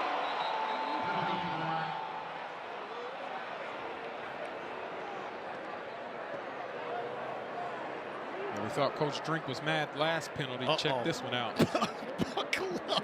During a run, personal foul, face mask, offense, number 75, 15-yard penalty, still first down. What's your favorite phrase? Hang on in there. Hang on in there, coach. Another missed opportunity for this Missouri offense. As you can see, oh yeah, gets his hand right around the face mask. That is obviously illegal. It's going to get called every single time right there, and it's on the best player, Sean Dolak. Obviously something that you can't have happen, because now it puts you in a 1st and 20 situation, or 1st and goal from the 20-yard line situation. Yeah, even Coach Drake was like, I can't argue that. That's a penalty on Mitch Walters filling in for Cameron Johnson at right guard. And there he is again. Oh, still up. Yak him, young man. Theo Weiss. Catch number 13. You know what I realized? Maybe Mitchell Walters was paid off a little bit to have that penalty so that Theo Weiss can make this dramatic catch right there. 12 yards, shakes off 2 defenders, makes a 3rd guy miss, and now he puts them right back, 2nd and goal from the 9-yard line. He shook off Dolak. That doesn't happen. That does not happen. That's a huge play right there to get them back in a manageable situation, trying to take advantage of the good field position that they had already gained. 4 trip into the red zone, 2 touchdowns so far for the Tigers. A little shift here. And that's going to be a timeout. Missouri, they're first of the half. 30 seconds in length. Week 3 in the SEC is coming up. Begins next Saturday, 11:45 a.m. Central. These Missouri Tigers taking on Boston College, followed by Arkansas and UAB. We cap the night with 14th ranked Tennessee, hosting Kent State and Knoxville at 7:45. Each game also available on the ESPN app, so you can watch anywhere. So next week, it's Bill O'Brien for Boston College. He has something in common with Pete Limbo, the head coach for Buffalo. They were the last 2 coaches hired in this hiring cycle in January, right before National Signing Day. Neither coach had much time at all to get their programs right. Yeah, that makes it very difficult to build your roster. Obviously trying to stabilize your current roster and then being able to create new faces. A lot that happens in that transition time in January. Jamal Roberts and Mookie Cooper in the backfield. There's Mookie, good block on Dolak. Mookie spinning inside the 5-yard line. George Wallow with the stop. Trying to get those guys on the edge. Some of the similar plays that we would see Luther Burden being able to do. We see Mookie hop into that role, trying to take advantage right there. He almost had a sliver of opportunity to squeeze through. The defenders for Buffalo, man, they played physical at the point of attack on that play to minimize that gain. Now we're looking at a 3rd and 4, or 3rd and goal from the 4-yard line. That's Jordan Harris on the right side of the formation. Direct snap. Rolling into the end zone. Tigers score. Nate Noel cash it in. Again, I love the misdirection that Missouri utilizes. You start off with the shift, bring the tackle over on the shift, and then you add in a motion with the receiver running the jet sweep action across the opposite direction, and then a direct snap to Nate Noel. He fake tosses it to Brady Cook because we know Brady Cook has been electric running with the football. Use that misdirection and then plow your way in there, show that physicality. 5'8", 187 is what he's listed at, but he doesn't play anywhere near that. Another red zone trip and another touchdown for Nate Noel and the Missouri Tigers. It's now 3 trips, 3 touchdowns. And that's more along the lines of what Kirby Moore wants to be. But regardless, this team gets inside the 20. They're going to find a way to at least put up points. Yeah, they're showing the physical attack. You remember, you got the misdirection happening, jet sweep in front, counter bringing 2 offensive linemen to the point of attack. And then Nate Noel says, hey, in the red zone, BYOB. Be your own blocker, and he finds a way to score into the end zone right there. This is remarkable. Since the start of last year, Missouri has been in the red zone 68 times. They have at least a field goal in 66 of those trips. That's ridiculous, stupid efficiency. Absolutely. That's no turnovers in the red zone. I mean, yeah, making sure you're nailing the field goals even though they may be gimmies. Yeah, and that's a huge stat to be proud of. Something that obviously they stress and emphasize, and then we're seeing the touchdown scoring ability. That's the explosiveness that this Missouri offense has. I like this 1-2 punch too with Carroll and Noel in the backfield. I mean, we all knew with Cody Schrader leaving town, it was going to be very difficult for anyone to match that production by himself, even though Schrader came out of nowhere from the D2 ranks. But Noel, he's playing for something special. You asked him about his why yesterday. Yeah, his why. His daughter just had her birthday 2 days ago. And that is the heartbeat and the soul as to why Nate Noel runs as hard as he does, being able to showcase who he does it for. And it's not just his daughter, but also his parents, his uncle as well, that played a pivotal part in the success that he has been able to see. And that success has provided him an opportunity to score in the end zone tonight for the Missouri Tigers. Happy birthday, Alani. Your dad loves you. You are the reason why he is playing at this high level. And people do overlook the production from Noel and Carroll. They have been playing FBS football. Yes. It hasn't been major conference football, but they've combined for more than 5,000 rushing yards and more than 40 touchdowns in their career heading up into the season. Just 2nd and 5, a good seam there, hit hard by Al.J. Henderson.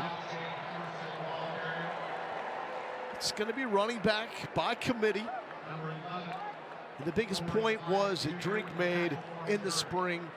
Nobody knew who Cody Schrader was when he transferred here. I mean, it's basically almost a favor to a booster that showed him some footage of a D2 running back that was a family friend. Hey, can you give this guy a shot? It was, of course we can. Nobody knew it was going to be all SEC. So finally, some scoring here in the 3rd quarter. Noel gets in, and it's 31-0. Yes, nothing again for the Missouri defense.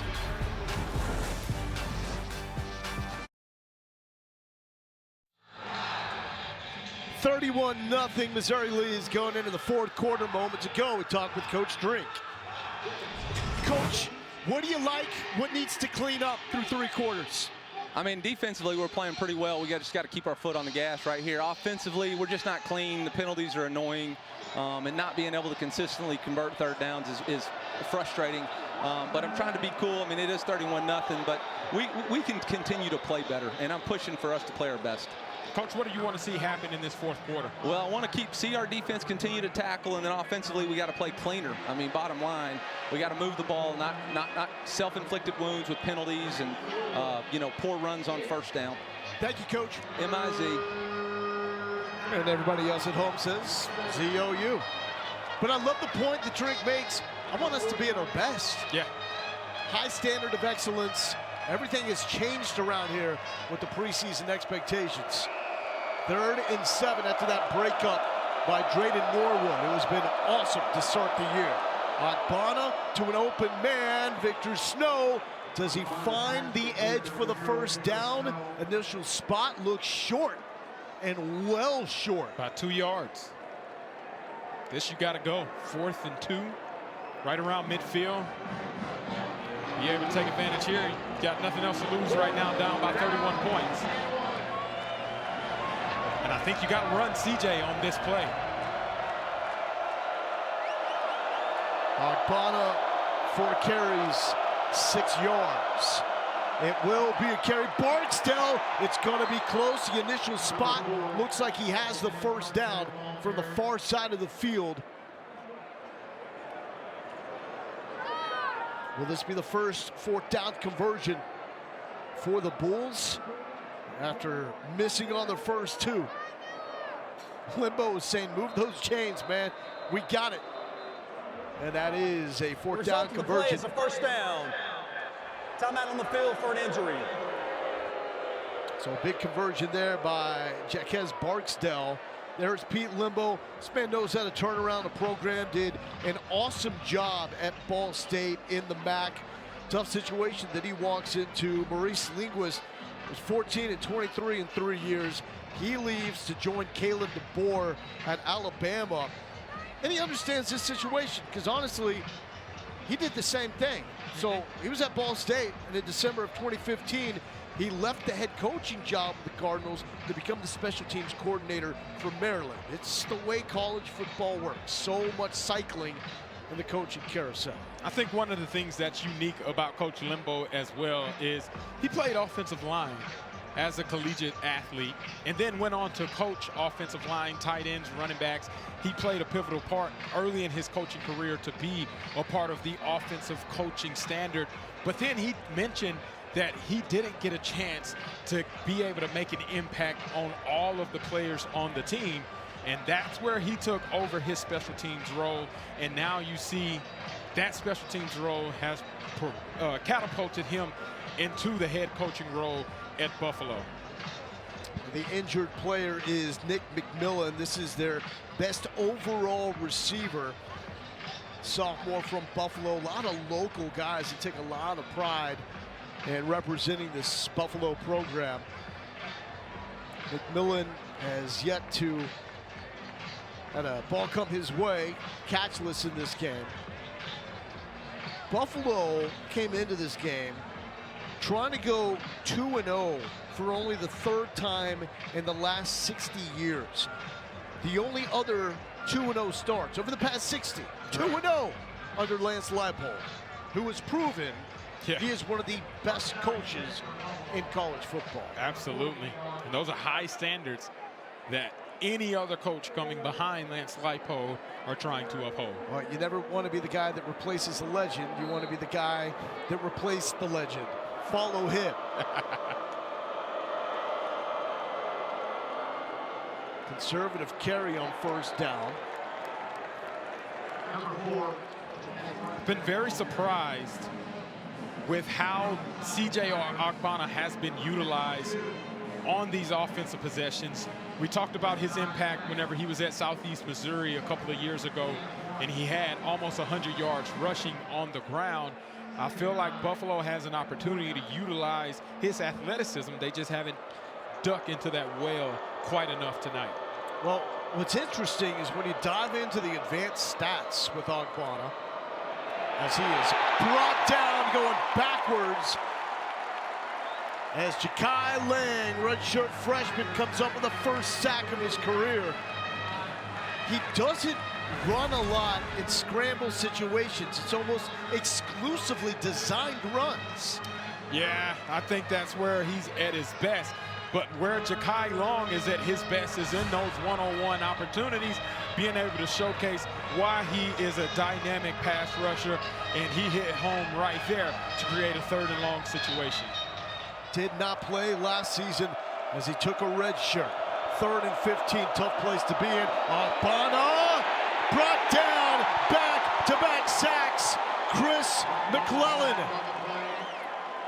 If Chris McClellan gets credit officially for that sack, it will be a rare sight. His 2nd of the season for a guy that doesn't have a lot of that backfield activity on his resume, because usually he's a run stopper. And being able to have that type of impact goes a long way, especially in the SEC. He has dropped 12 pounds since transferring from Florida, and McClellan, they call him the dancing bear with that big twitch out of the big body. 31-0 Tigers. Looking at the AP Top 10, how they are faring in week 2. So still a long ways from the college football top 25. Missouri in a really good spot at number 9. Will there be movement? Well, if USF continues to do what they do, that opens up the possibility, because Notre Dame also got upset by Northern Illinois. Could have 2 teams potentially ahead of Mizzou drop this week. Now, here's Drew Pine checking in, the transfer from Arizona State. Before that, Notre Dame, who got a lot of key moments, getting in about halfway through the 3rd quarter last week against Murray State. Got some runs with the ones as well, because ultimately they're 1 play away from needing Drew Pine. Yeah, and he has a lot of experience to be able to lean on. Very efficient in last week's game, 10 of 11. Also had 90% completion, 82 yards on the day. That's what you want to see from a backup quarterback, being able to assert himself at any point in the game. He also looks like the drummer from the Killers. Yes, absolutely. 2nd and 9, here's Carroll. And Carroll running hard. Got to respect that running style. 5'9", 216. And the senior out of Union City, Georgia. He is the thunder to Noel's lightning. Now it's going to be empty for Drew Pine, as Carroll is now at the top of the screen. Evening is over for Brady Cook, who was fantastic. Pine to throw to Carroll. That's a heck of a stop by Marquise Cooper on the larger running back. We've said Marquise Cooper's name quite a lot tonight as well. He's been flying around the ball, making sure his presence has been felt on the outside edge. This defense is not giving up either. They're still playing with a passion, and that's what you want to see even though you're down. That's a good call. I mean, we saw it last week. We had the Auburn and Alabama A&M game, and that outmatched foe from the FCS ranks kept really good composure. And I feel like this is a situation, Buffalo is just overmatched. Missouri is a better team, and there's nothing wrong with that. But what the Bulls have shown is the ability to at least stay in the fights. That's what Coach Limbo wants to see. As you can see, there's a big change of offensive substitutions, and then the defense being able to get their proper guys on the field. 3rd and short situation. Carroll will move it forward right at the 1st down marker. From here, it looks like he'll have the appropriate yardage. Cornell Evans makes a stop. They go 4th down here. Called him short. Official up top says he's about half a yard, if that, short of the 1st down. And it appears as though Coach Drink wants to go ahead and go for this to be able to get a 1st down. Maybe run off some more time off the clock. Tristan Wilson, the extra offensive lineman, comes in. He'll be at the top of that offensive line, the left side. Carroll is the running back, and that's Tyler Stevens in motion. Stevens lead blocker. Carroll, he stood up, but it looked like on the initial surge, he's got the 1st down before Red Murdoch forced him back. It's a lot of beef on that left side of the offensive line, and that's where the ball ends up going, on that inside zone, trying to get a hat on a hat, moving the pile. It's enough to pick up the 1st down. And the left side of the line is the part that's had to be rebuilt in the offseason. Marcus Bryant, first team All-AAC transfer from SMU. Left tackle, Caden Green. Left guard, transfer from OU. Pine will throw, flag is down, and that is completion to Daniel Blood But when it comes to the blood pressure of Eli Drinkowitz, we could have a situation. Holding. Yep. Offense. Number 79. 10-yard penalty. First down. So Fozzie, what's it going to be? Is it going to be running? Is it going to be some sort of punishment in the weight room? What's going to happen? There's going to be ramifications, right? There will be ramifications. I'm not quite sure I agree with that holding call there. But at the end of the day, 9 penalties for 70 yards will get you beat whenever you're playing against a much stiffer opponent. So that's something that they have to clean up. It's going to go into an opportunity where they look at film and say, hey, look at the missed opportunity, and then they'll really get to understand why it's significant. Pine with a quick pass, looking for Marquise Johnson. Heck of a stop in the open field by your guy, Marquise Cooper. Cooper only played in 2 games last season, transferring from Colgate.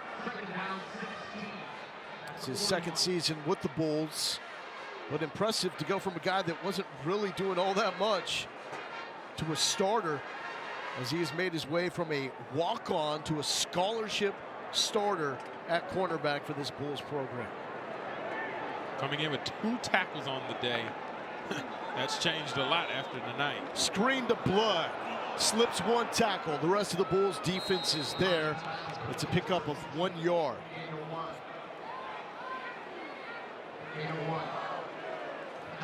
Daniel Blood also got a lot of reps with Pine at quarterback late Thursday of last week. Had 5 catches, 42 yards. As last year, only 2 catches for 20 yards as a true freshman. Brings up a 3rd and 15. It's the Tigers 7-12 tonight on 3rd down. Told you coming into the second half, Luther Burden unlikely to return with an illness, as that is well short but complete to Tyler Stevens, taking on his former program. He started his career with 1 season at Buffalo. Yeah, this game probably means a lot to him, as every game does, but whenever you get a chance to play against your former team, you probably want to leave your mark or leave your impact just a little bit, as Buffalo holds on that 3rd down attempt to be able to force Missouri's 2nd punt on the day. Luke Bauer got one to check up inside the 5. This one's almost blocked and caught inside the 15. Now we know what's on the line for Mizzou. We're thinking about back-to-back shutouts.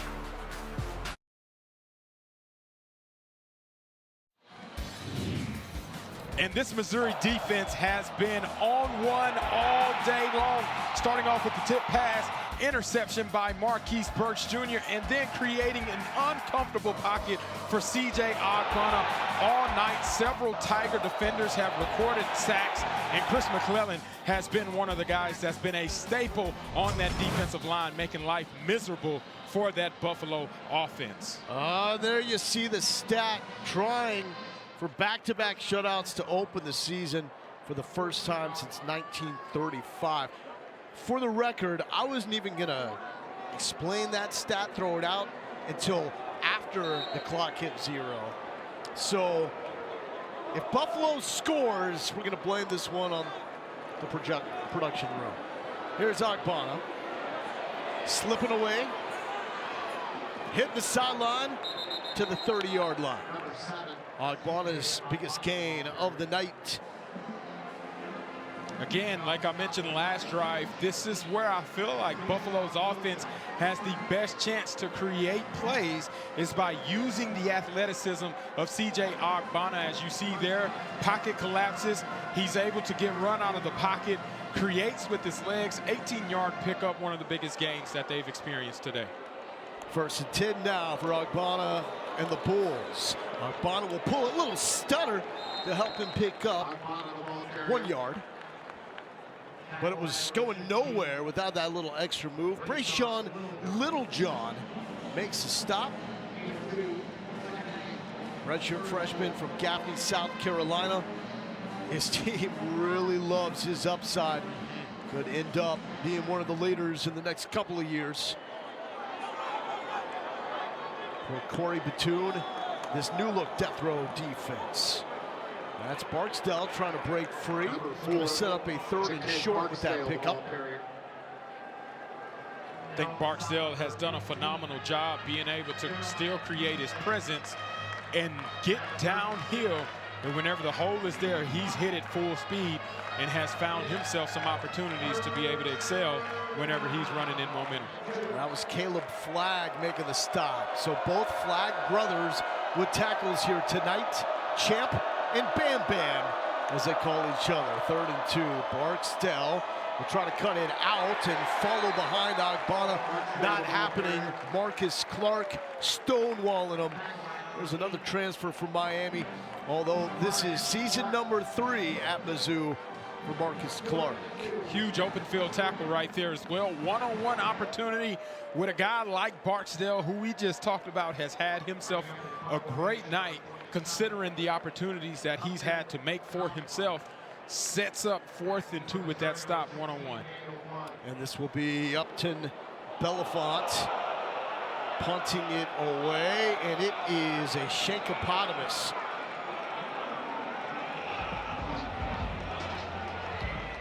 .339 left. Keep on walking. The Tigers would love nothing more to not allow Buffalo to see the football again on this gorgeous night in Como.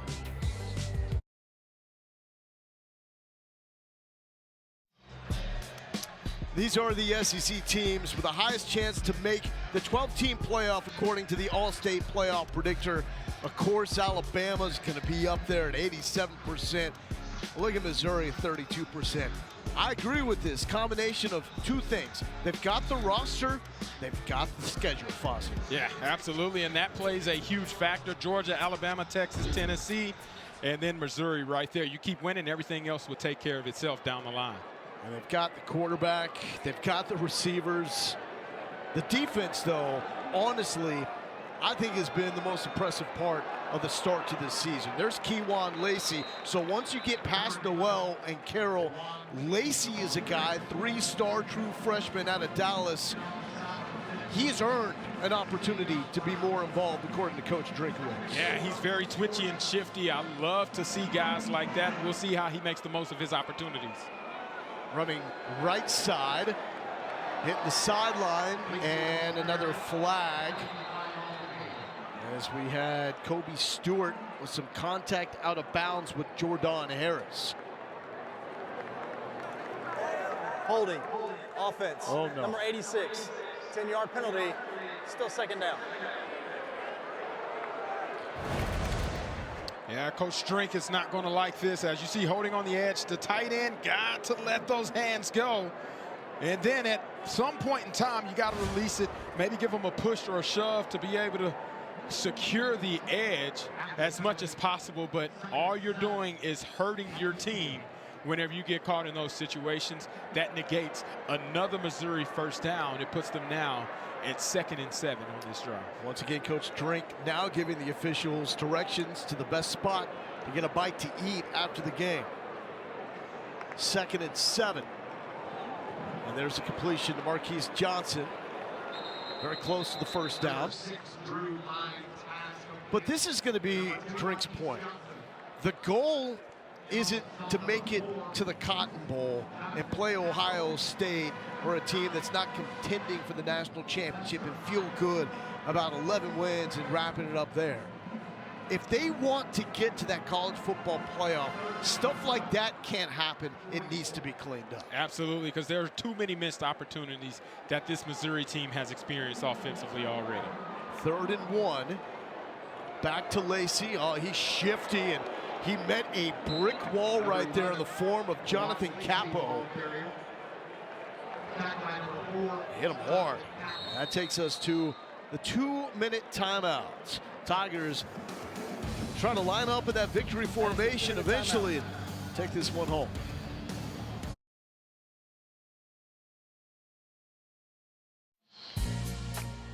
Here's the upcoming schedule for Coach Trink and the Mizzou Tigers.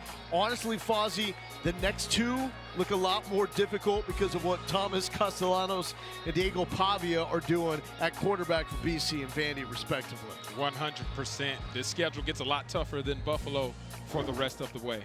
I know with that All-State playoff predictor, you were looking for the Vandy Commodores on that list, did not see them.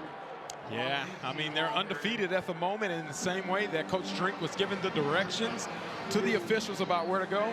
That's where I was pregame talking about Vanderbilt eating at Bucci's, which is one of the best spots out here in Columbia. Had to work that in. You also went to the classic spot for a little pie as well. Yeah, Shakespeare. They had it all done. Saw a little bit of the U.S. Open. It takes a lot of grit and tenacity to perform at that level. Finals coming up. You can learn a lot by watching tennis and trying to apply it to these broadcasts. Marquise Johnson is a lightning bug. And an explosive play before Savion Brown forces him out. And here it is, part of those route concepts, the elementary quick speed out. Be able to get Johnson out in space, and then he just does the rest, makes the defender miss, and then has a big explosive play. Mizzou really feels like he's going to get a lot more one-on-ones this season because of Theo Weiss and Luther Burden. And there is the freshman Kewan Lacey taking it left side. Here's a teaching point for the young freshman. Don't go out of bounds. Don't go out of bounds in this situation. Now, selfishly, let me say this also. He probably wants another play. Oh, yeah. He's trying to get into the zone, so he's going to disregard the go out of bounds rule so that he can ensure another snap happens. You know all about that. When it's your time to shine, you got to shine. So career night for Theo Weiss, 13 catches, 149 yards. Luther Burden did not play in the second half because of an illness. Start tight end Brett Norfleet did not play because of a shoulder injury, but the Tigers really, did not miss a beat. Now, that's two boo-boos back-to-back. Yeah, now you got to figure out what you want to do. You got to be able to hang on to the rock. And as you see, he's getting substituted out. That's a big no-no whenever you got the game in hand. It was a forward fumble out of bounds. The clock will start already. And there's Curtis Looper, the running backs coach, giving him some tips. Guy that tried to recruit you back in the day. At Oklahoma State. Yeah, we have a relationship there. So it's really cool to see him doing this thing in Missouri. And one of the best running back coaches in America. And here's the carry up the gut. Jamal Roberts, who had himself a touchdown last week. And so the Tigers will either take all the time off the clock or find the end zone one more time. The biggest thing for them is the 0 on the left side of the screen there, next to that name, Buffalo. First and goal for Drew Pine and Roberts has his second touchdown of the season. Another future star from the Lou. Jamal Roberts from St. Mary's in St. Louis. Played in 2 games last season. Now he's got 2 touchdowns in 2 games to start this year. And again, it's the DNA runs. You get in pistol outside zone. You see hat on a hat, being able to get their positioning, the lineman opening up that hole for Jamal Roberts to be able to shoot through. Another touchdown for this Missouri Tigers offense. They've been running the ball very efficiently, and you hope to see that continue as the season progresses. Complete control in this one. The only real miscues, you have the Cook interception, a couple of missed field goals, and the penalties. The penalties are going to be a big one with 10 for 80, and most, if not all of those, on the offense. Well, tonight's SEC football final is back. We've got Dari Noka, Mr. Boomer Sooner himself in the studio with Chris Doring and Benjamin Watson. We'll take you through the biggest stories of the day and break down all the SEC games. It's 10 Central right here on the SEC Network and the ESPN app. Good people right there. Great people that know the game at the highest level. And a lot of push-ups for those gentlemen in the end zone. It's going to be a lot of that. A lot of work there to get painted up as an actual Tiger to come to the game tonight. You know, an interesting fact, first time in Columbia back since I've played is I got to see Truman in person for the first time. Truman's like all of 6'6". You talking about the red zone fades, the big box fades down at the 15, 10-yard line. Put Truman in there, guarantee he comes down. So basically, he's going up and over, and he can moss Aubrey. He will moss whoever he needs to moss, including Aubrey. How about hook him?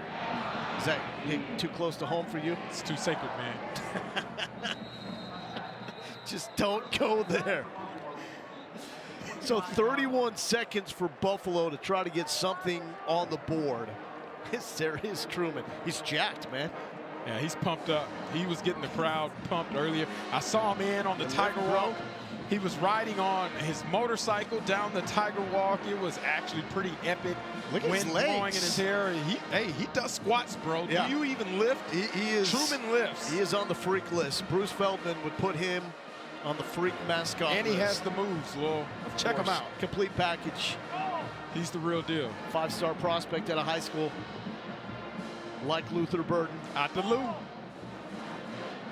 man, he is in it until the end. So Buffalo has a lot to look forward to in the MAC. Pete Limbo will get them right. They'll start contending again. Big commitment at that program, especially because of the success that Lance Leipold had. The infrastructure is in place for Limbo to have success there.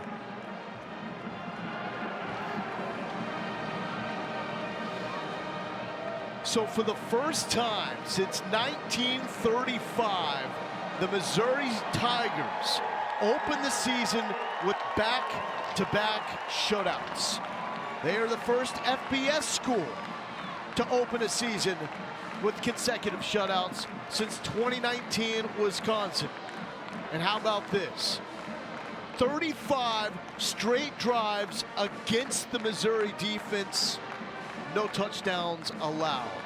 That is the longest stretch for this proud Tigers program over the past 20 years. And Theo Weiss, the star of the moment, is standing by. Theo, what got into you in the first half? I mean, you had a career night, but almost broke your career records in the first half alone. Honestly, you know, it's the last ride, you know what I'm saying? I just wanted to go out there and just do what I can for my team. Brady trusted me, gave me a lot of opportunities, and I capitalized. Coach has talked about your impact as a leader in the wide receiver room. Can you explain some of the things that you've been able to teach some of the younger guys? Yeah, you know, I've been in college for a couple of years, you know, so I just try to give as much knowledge as I can to the young guys so, you know, when I'm gone, you know, they can just build off that and keep going. What makes this team special? The brotherhood. I say the togetherness, you know. It's a real family in that locker room, and we really playing for each other. And definitely Coach Drink, too, for sure. Well, Theo, I don't know if you know this on the field in the moment, but 13 catches, 149 yards. Both of those are career highs for you, so congratulations. I appreciate you. Thank you, thank you. Theo Weiss joining us live from the field.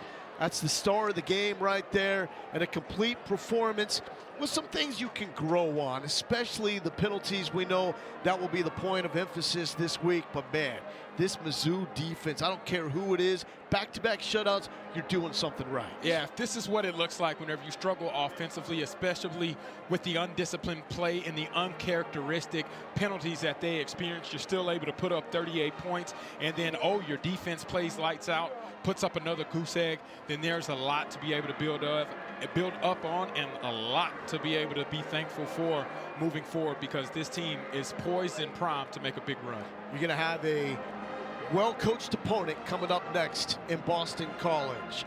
You take on the Eagles, and then you jump right into SEC play after that against the Vanderbilt Commodores.